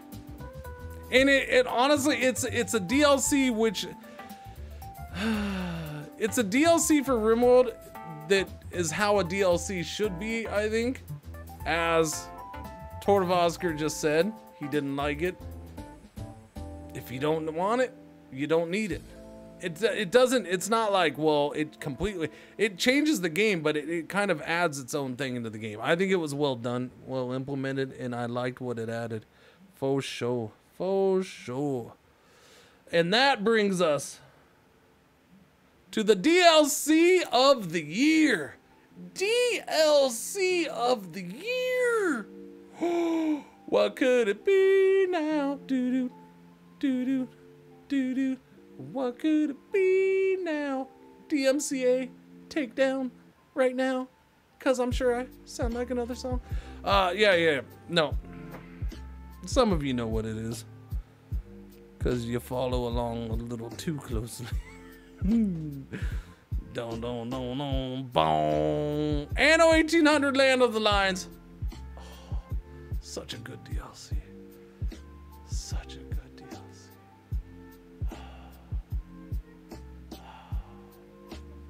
That was the DLC.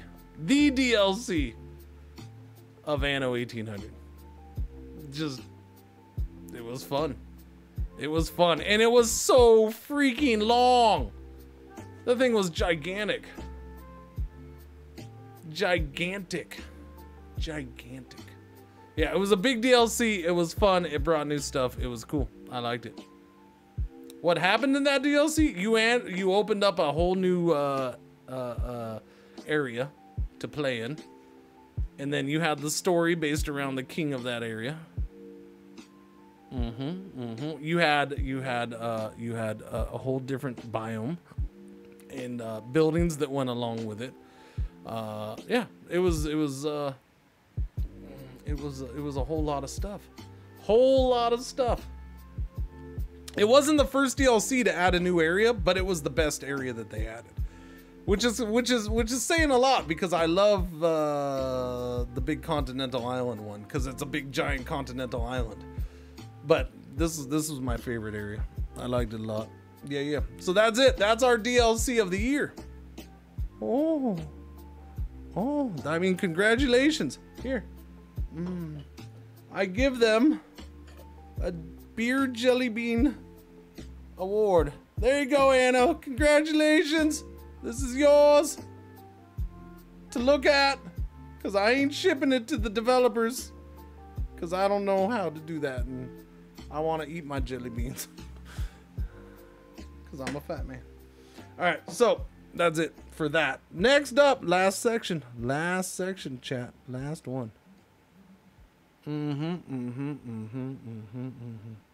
Let me scroll all the way, but this was the only part. I should have set up another section for this. All right, top 10 games. Top 10 games. I'm officially in the top 10 games section. I am officially in the top 10 games section. All right, excellent.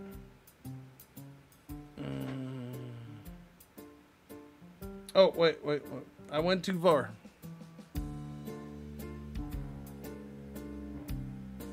Okay, there we go. I'm good.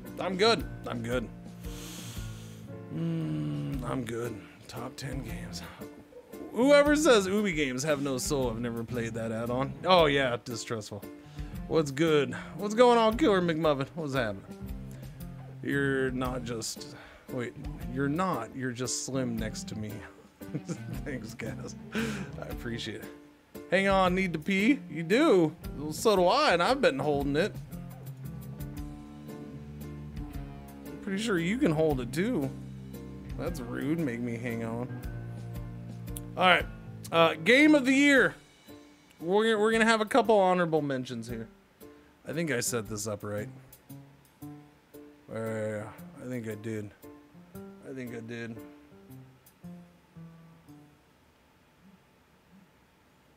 Game of the year. We're gonna have a couple little honorable mentions to start with. They weren't good enough to make the top 10.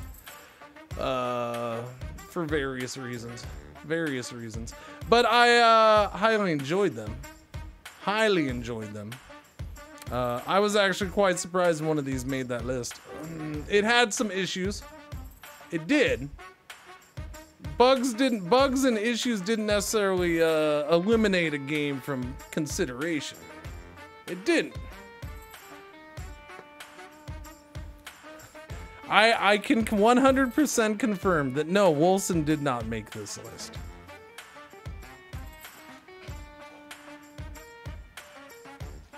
I enjoyed Wolcen. I enjoyed Wolcen, but Wolcen did not make the top 10 or honorable mentions. Hang on a second. I need to tie my shoe before I kill myself. Because that's, yeah, no, that's not good. I keep tripping on it. Somebody tried to take off my shoes when he was destroying the blue screen.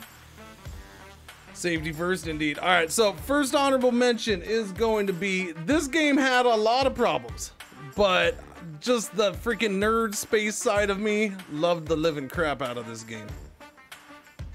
Per Aspera, and yeah, that's tiny because I didn't have a whole lot of room to work with because honorable mention takes up way too much space. And I had to redo that last E like 9 times. Now, a smart person would be like, Cringer, why didn't you just use a smaller brush when you did honorable mention?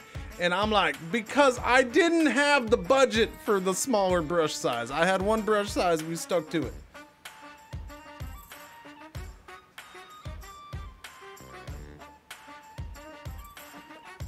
All right, so yeah, per look, just that's all that came down to. I nerded out on this game. I absolutely loved it. The game was way too grindy at the end. It had a very disappointing, it has multiple endings. The one that I did was disappointing. Just plain and simple. It was. But I enjoyed the game. I enjoyed the campaign. I still haven't done Sandbox. I need to at least try Sandbox off stream, but just I love the whole Terraform Mars thing was freaking cool. Yeah, so I like the game a lot. So it gets honorable mention. It was a game that I'll definitely, from this year, that I'll definitely continue to look at as they make changes, and I'll probably go back to at some point. All right, we're good. All right, no, we're not good. Jeez, criminy. All right, there we go. Sorry, technical difficulties. All right, so that's we're just gonna turn that one off. Boom. The other game, again, just perhaps a little. Well, I mean, it wasn't, but it's already an award winner tonight on this glorious night that we are having, which is now just turned afternoon for me. Yeah, it's already an award winner, and I really enjoyed the game. Yes, Your Grace is an honorable mention for my top 10. Honorable mention. There's just something about that game. It was enjoyable. Enjoyable. Wait a minute. Oh, crap. Wait. Hang on a second. Okay. I had to remember how I do. No. There we go. Okay. I'm sorry. Now, if I had had more time and more experience with the loop deck, I would have had everything automated with multi-functions, but I didn't have time to do that. This what's this spot? This is hair. All right. What are we're going on to number 10. All right, game of the year number 10. You ready for this? All right, here we go. This is the final countdown. This one is gonna surprise you because publicly, I have actually held back on saying I think this is a good game. I have. But I sat and I started making this list. And I'm like, I think I need to admit to myself, I really like this game, even though I don't know how to freaking play it. Shadow Empire. The game is ridiculous. It's just ridiculous. It's in my head. It won't get out. It makes my top 10. How much I stream it? I don't know. How much I play it? I don't know, but I'm still trying to learn it. And I dig the game. We'll probably try it in 2022. What, Shadow Empire? Well, see, here's one of the beauties, because this is a fully released game at this point. But this guy's also going to continue working on this game while he makes 50 other games. It's like one dude who makes the game for the most part. It's ugly. It's ugly. And the UI is a mess because there's 5 bazillion things to freaking figure out what's going on. And that's the learning curve, because you don't know where to look for what and all that. But there's just so much stuff right there. There's so much stuff in that game. And it's just fascinating to me, because it's a 4X turn-based game where I actually get absorbed into the world some. And it's cool. 4X turn-based games don't usually do that for me very well. And so there's that story side of it that I dig a lot. So yeah, that's that. That's number 10. That's number 10. Number 9 game of the year for 2020 is people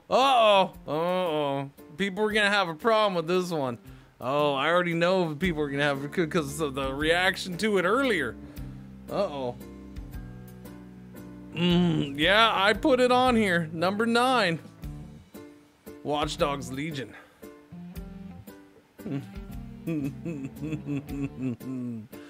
Watch Dogs Legion. Why Watch Dogs Legion? Why did it make my top 10? Why did it make my top 10? It was boring. So here's a big reason why Legion made my top 10. It has perhaps one of the most enjoyable open worlds of open world games. I talked about it when I compared it to Cyberpunk. Cyberpunk has this awesome open world, but it just doesn't feel that good. Watch Dogs Legion, Give them a satisfaction they couldn't I just get loved any the other world way. of it. The world of Watch Dogs Legion was so enjoyable. Yeah.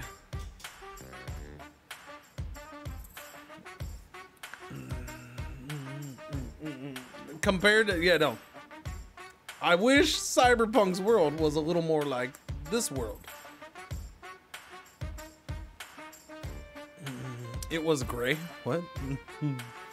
By the way, I would just like to point out, as we are done with Game of the Year number 9, I have done this whole time with only one button buttoned.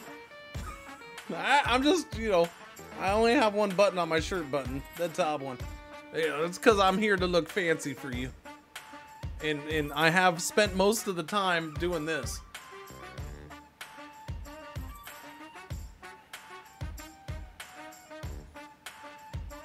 Don't worry, I got a t-shirt on under there. I'm not breaking any rules. No, there's nothing under the... No.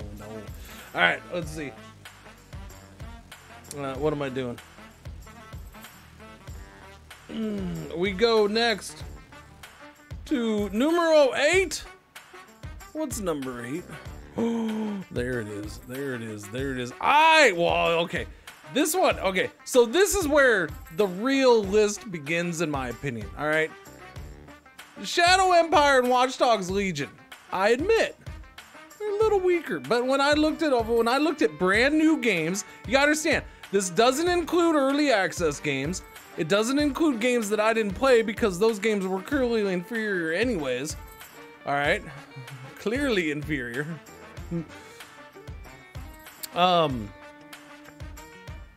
But those bottom spots, that's why I ended up with 2 honorable mentions as far as Yes Your Grace and Per Aspera, because I was kind of like, you know, yeah, I like those probably almost as much as Shadow Empire and Watch Dogs Legion.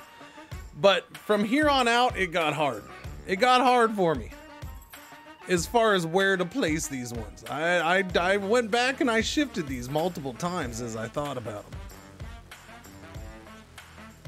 If I can find the button to push. Number 8 is Desperados 3. Desperados 3.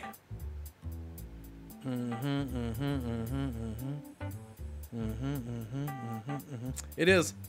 Yeah.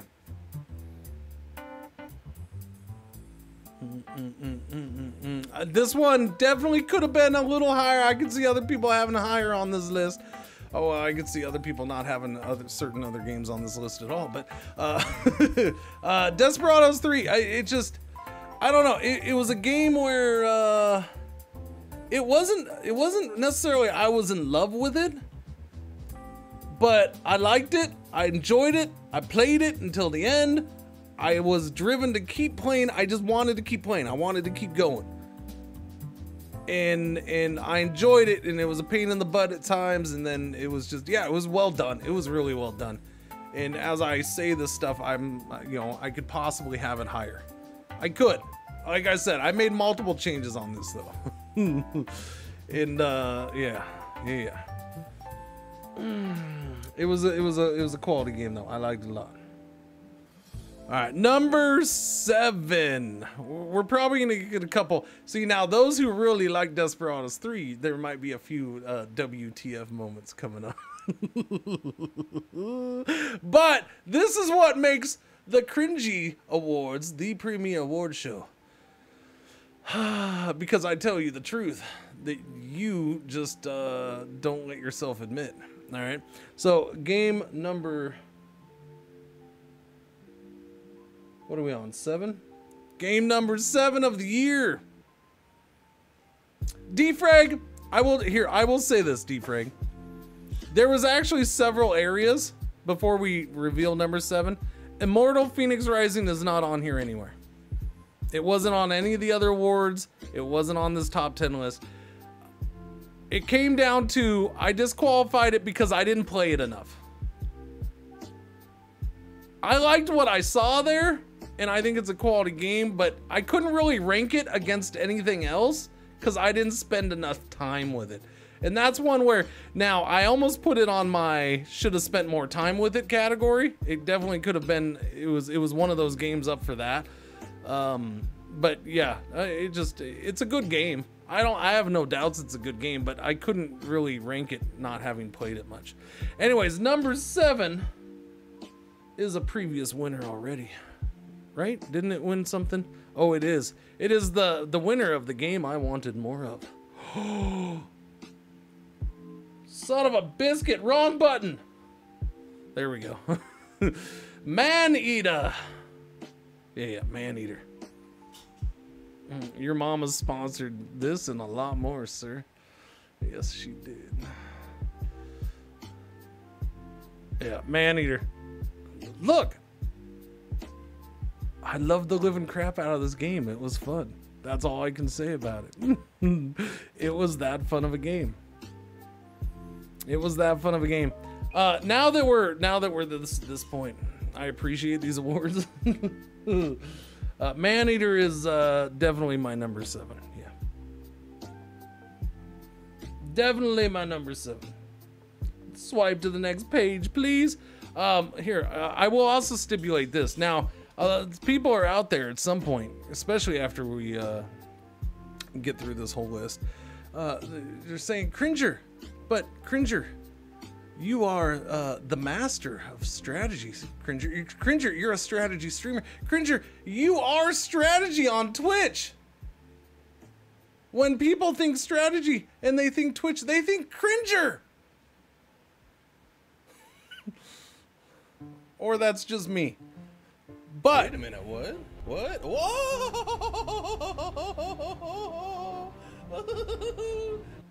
I Traumatic with the whole bunch of gifted subs. Thank you, Traumatic. What's going on? How you doing?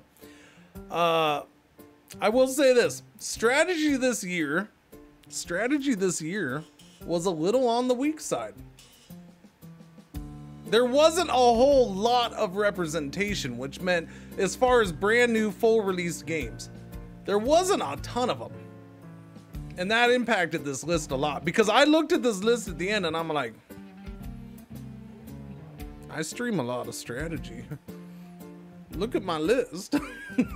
So that gives you a hint as we go forward. Yes, it does. Number 6. This came up already. You may remember this as the winner of most addicting game of the year. Monster Train. No, Wasteland 3 is not on this list. Again, Wasteland 3 didn't have enough time with it. That's why Wasteland 3 won the award for what was that award for? Most underplayed game on the stream was Wasteland. Wasteland 3 won that award. I didn't. I played it one day, and then another game came out, and we were moving on already. But yeah, Monster Train is my number 6. I was addicted to the living crap out of this game, so that's what it comes down to there. On to number 5. Number 5.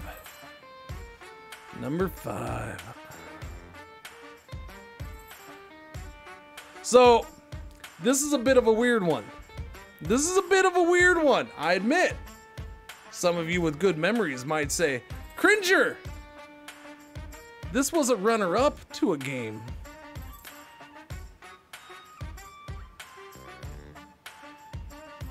Some of you might say, Cringer, this was a runner-up to a game that you already listed in your top 10. But you have it higher in your top 10? That doesn't make sense, Cringer. That's weird. Well, it's a different category. That's why. The runner-up for my number 5 game of the year is my runner-up for the game I wanted more of.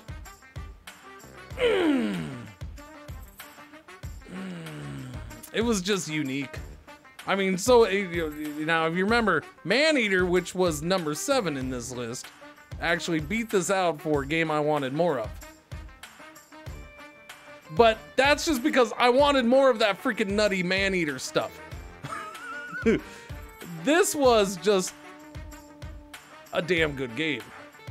It was short, and I wanted more of it. But overall, from start to finish, it was just an awesome experience. It was fun. I didn't see it coming, and yeah, Carrion was awesome. It was spectacular. Spectacular.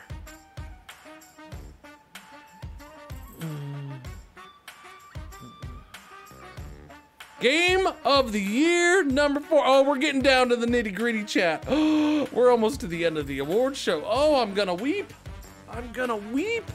It's almost over. I spent all year working on this list, technically. I spent all year working on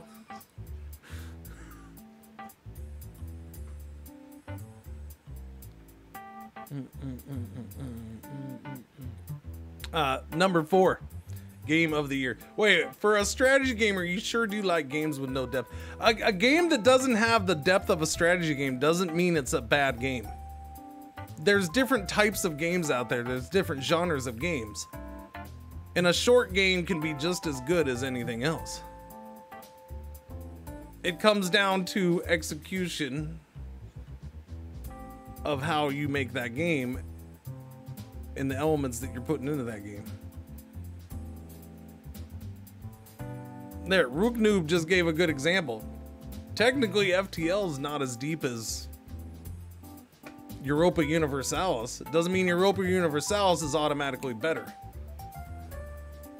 All right, my number 10 game of the year was a ridiculously deep strategy game.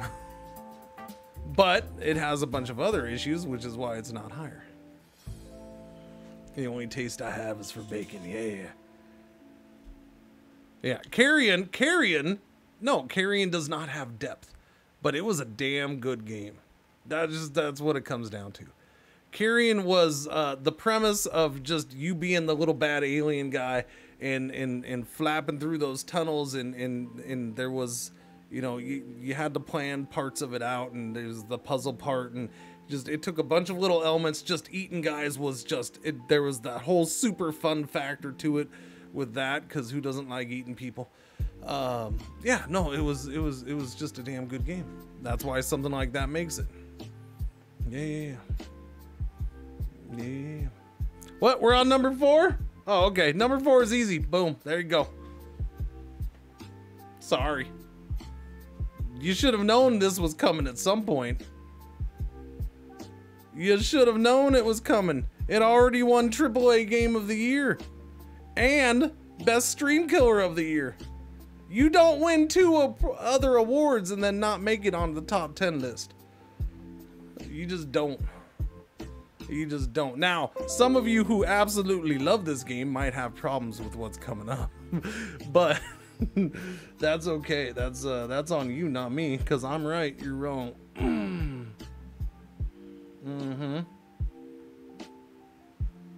Game of the Year number 3.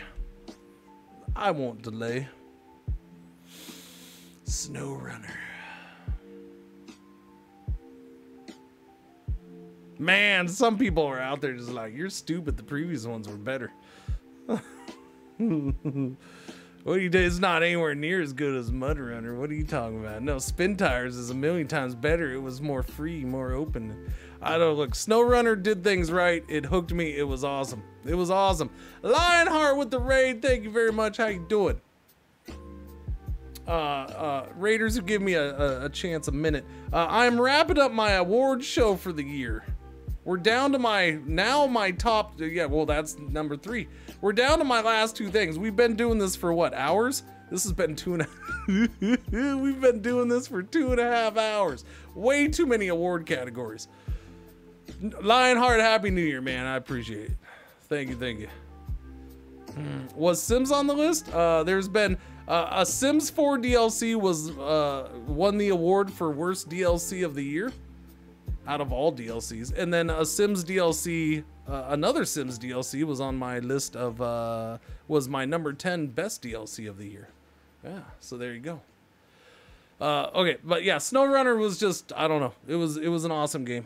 I think I understand the previous games being more free, less restricted to missions and stuff like that, and people liking that. I think the little mission system, at least for a while, drives you to continue playing, and it got me hooked. And it's a gorgeous game, and it's fun and enjoyable, and that's all it is. I don't know. I don't have any like great insight on SnowRunner. I just thought it was a damn good game. It was also my winner of what did it win? It won Most Pleasant Surprise. Yeah, I didn't expect that game to be that good. The diversity of cargo is huge.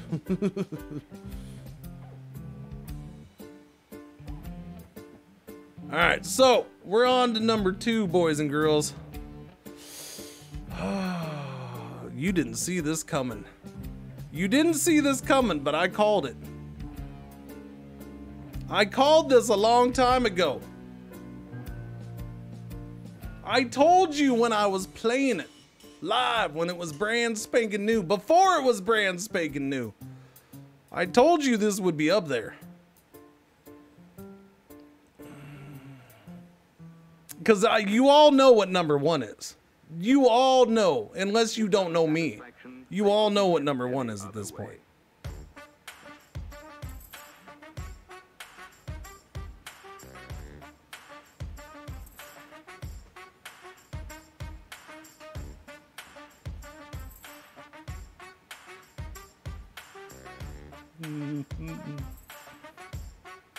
Really? Yes, really. Humankind's not released yet. How can Humankind be one? I see you guys are happy with my number 2 choice. I loved this game. This game is a great Total War. This game was extremely enjoyable for me. Extremely enjoyable.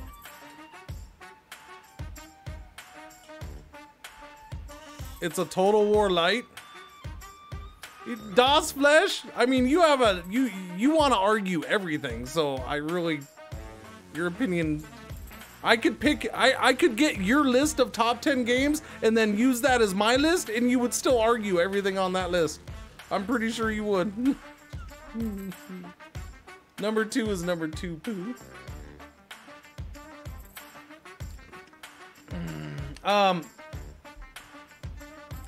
Here's what I enjoyed about this game. God, stop it, you stupid freaking monitors turning off. What it came down to is, this was, I enjoyed the combat so much in this. Because I think it came down because it was so infantry based that I really liked the infantry base. It just fit my style with playing Total War, so heavily infantry based. That I just love the living crap out of it. I liked the new economy system that they tried out for it. I enjoyed that a lot.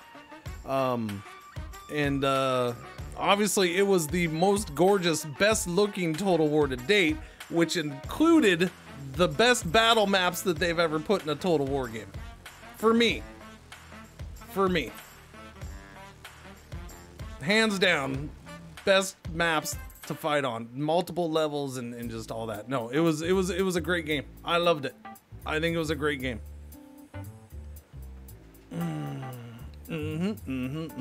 So that's why I won. Is it my most streamed? No. Part of the reason this doesn't get streamed more is the same thing with all Total War games.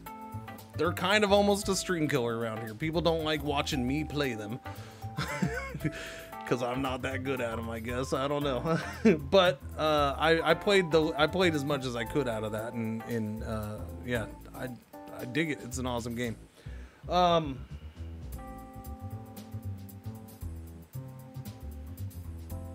The last page. Oh, the last page. Oh, this is it. This is it. This is the whole awards come down to this. The 3rd annual Cringey Awards end after I ramble for 30 minutes after this award is given. This is the big one. The big shaboom, the big shebang, the big shabam. The big whammy. The game of the year. Ladies and gentlemen, I almost changed the name of this category from Game of the Year.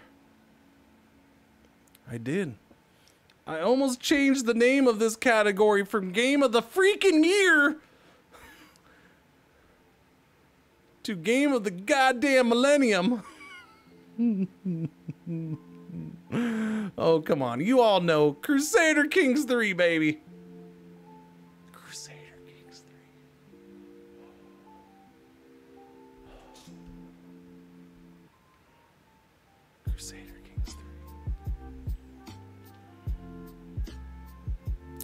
Why is this Game of the Year?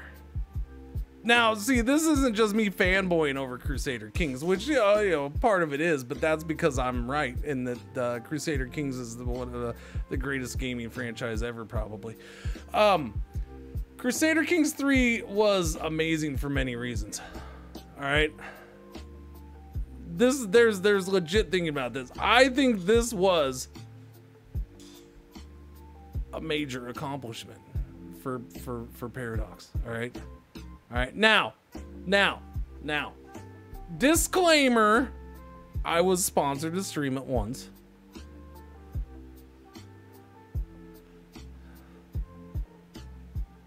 I have an awesome little Crusader Kings 3 cup made out of metal.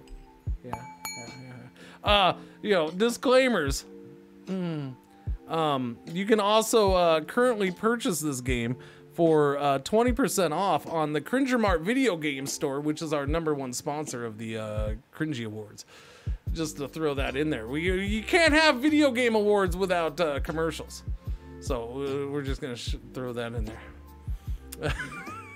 No, look, this game, it did probably one of the best. I didn't have, there was hype for this game, but I also was, you know, it's a Paradox game in a new release. It's not gonna go well. It's gonna have its rough patches. I'm excited for it, sure, but it's gonna be rough. It's gonna be rough. But it wasn't. The game was in good shape. It was probably one of the best releases that I played of any game this year, as far as, now it did have bugs, and I know some people had problems, but for me personally, I had really no bugs, no issues at all. Tweaks needed, yes, but for a game this big, it definitely needed to be done that way. They didn't pay me nothing to put it #1. This game is fantastic, and I'm telling you why. The other reasons why is they took Crusader Kings 2, which is a game that for years now, I've sat and had people in chat, I'm intimidated by this game. I don't know how to play it. I don't even know what you're doing because you're clicking here, clicking there, clicking all these places. Even while you explain half of it, I don't know what the hell you're doing because you're clicking 90 million places. And they took and they redid the whole UI for this game. And they made it something that a whole lot more people could learn. And that's what happened. They made a Crusader Kings game that was more accessible to a wider audience. And after I got used to it, which was about a week of playing, it did take me some time. I realized that most everything was still there. It was actually a super enjoyable UI to use. And the game's gorgeous looking. They took a lot of the core DLC, the late end DLC from Crusader Kings 2, and expanded upon it and put it into CK3. I said that a lot when the game came out. You could tell that a lot of the DLC that came out for CK2 over the last several years was like a warm-up for what they wanted to do for CK3.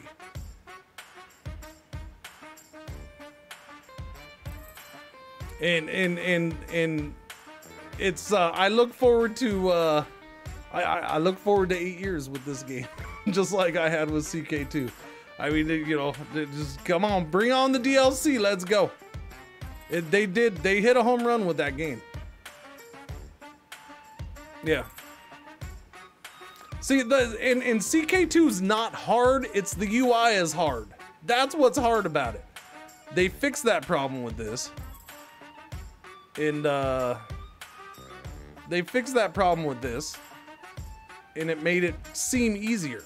The game is not that different. That they did make some core changes, and then there's some stuff missing from CK2 plus all DLCs, and that stuff will come, or at least new versions of that stuff will come, I'm sure.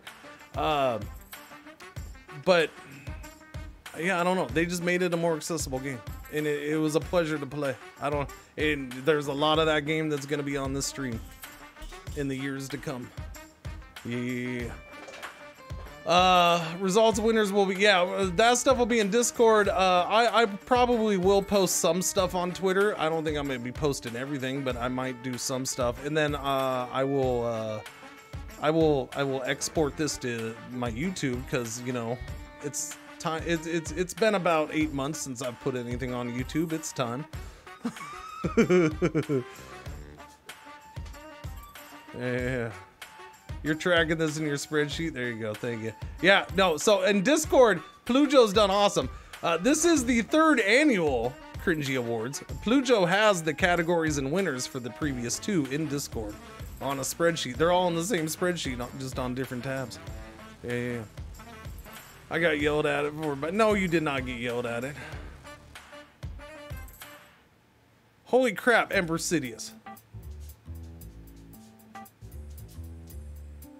Over $300,000 of internet spaceships died yesterday during a fight in EVE Online. I would like to kindly disagree with these statements, Cringer. See, Emperor Sidious, if you think it's as bare as Imperator, then you just haven't played it as much. There's a lot to do. There's a lot to do. See, that's the problem. You're Emperor Sidious, and that's the issue that they face. That's specifically why I made comparisons. You're saying that it's bare, and then you're comparing it to CK2 plus 8 years of DLC. 8 years of DLC. And you're like, well, it doesn't have this, it doesn't have this. Yeah, no.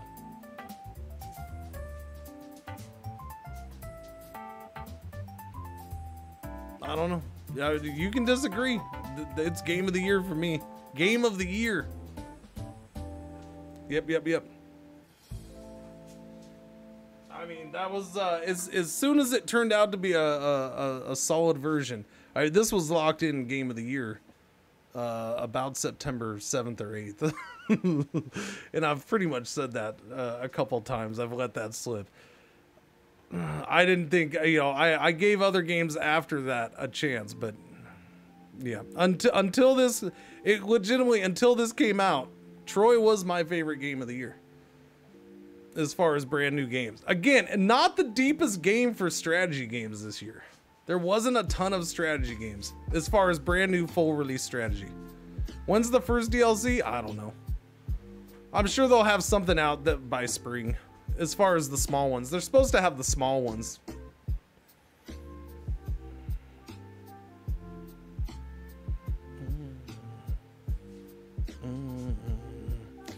No. You see, you guys, right now, I'm not gonna argue. You want to debate it later? That's fine. When we're doing RimWorld here in a bit, I'll debate it. That's fine. I'll do it then. I'm not gonna debate it right now, though. This is all about the glory of the Cringey Awards. What are you doing up again? What are you doing? What are you doing? Are you excited? Yes. Yes. Good boy. I know, you're a good boy. Relax, though. That's what I'm wondering. Anyways, that is, that right there, boys and girls, is, that is the 2020 third annual Cringey Awards. We're done. That only took about 3 hours to get through. That's not bad. 3-hour video award show. That's not too shabby at all. That took 3 freaking hours, man. No, I want my bacon. I gotta tell you something.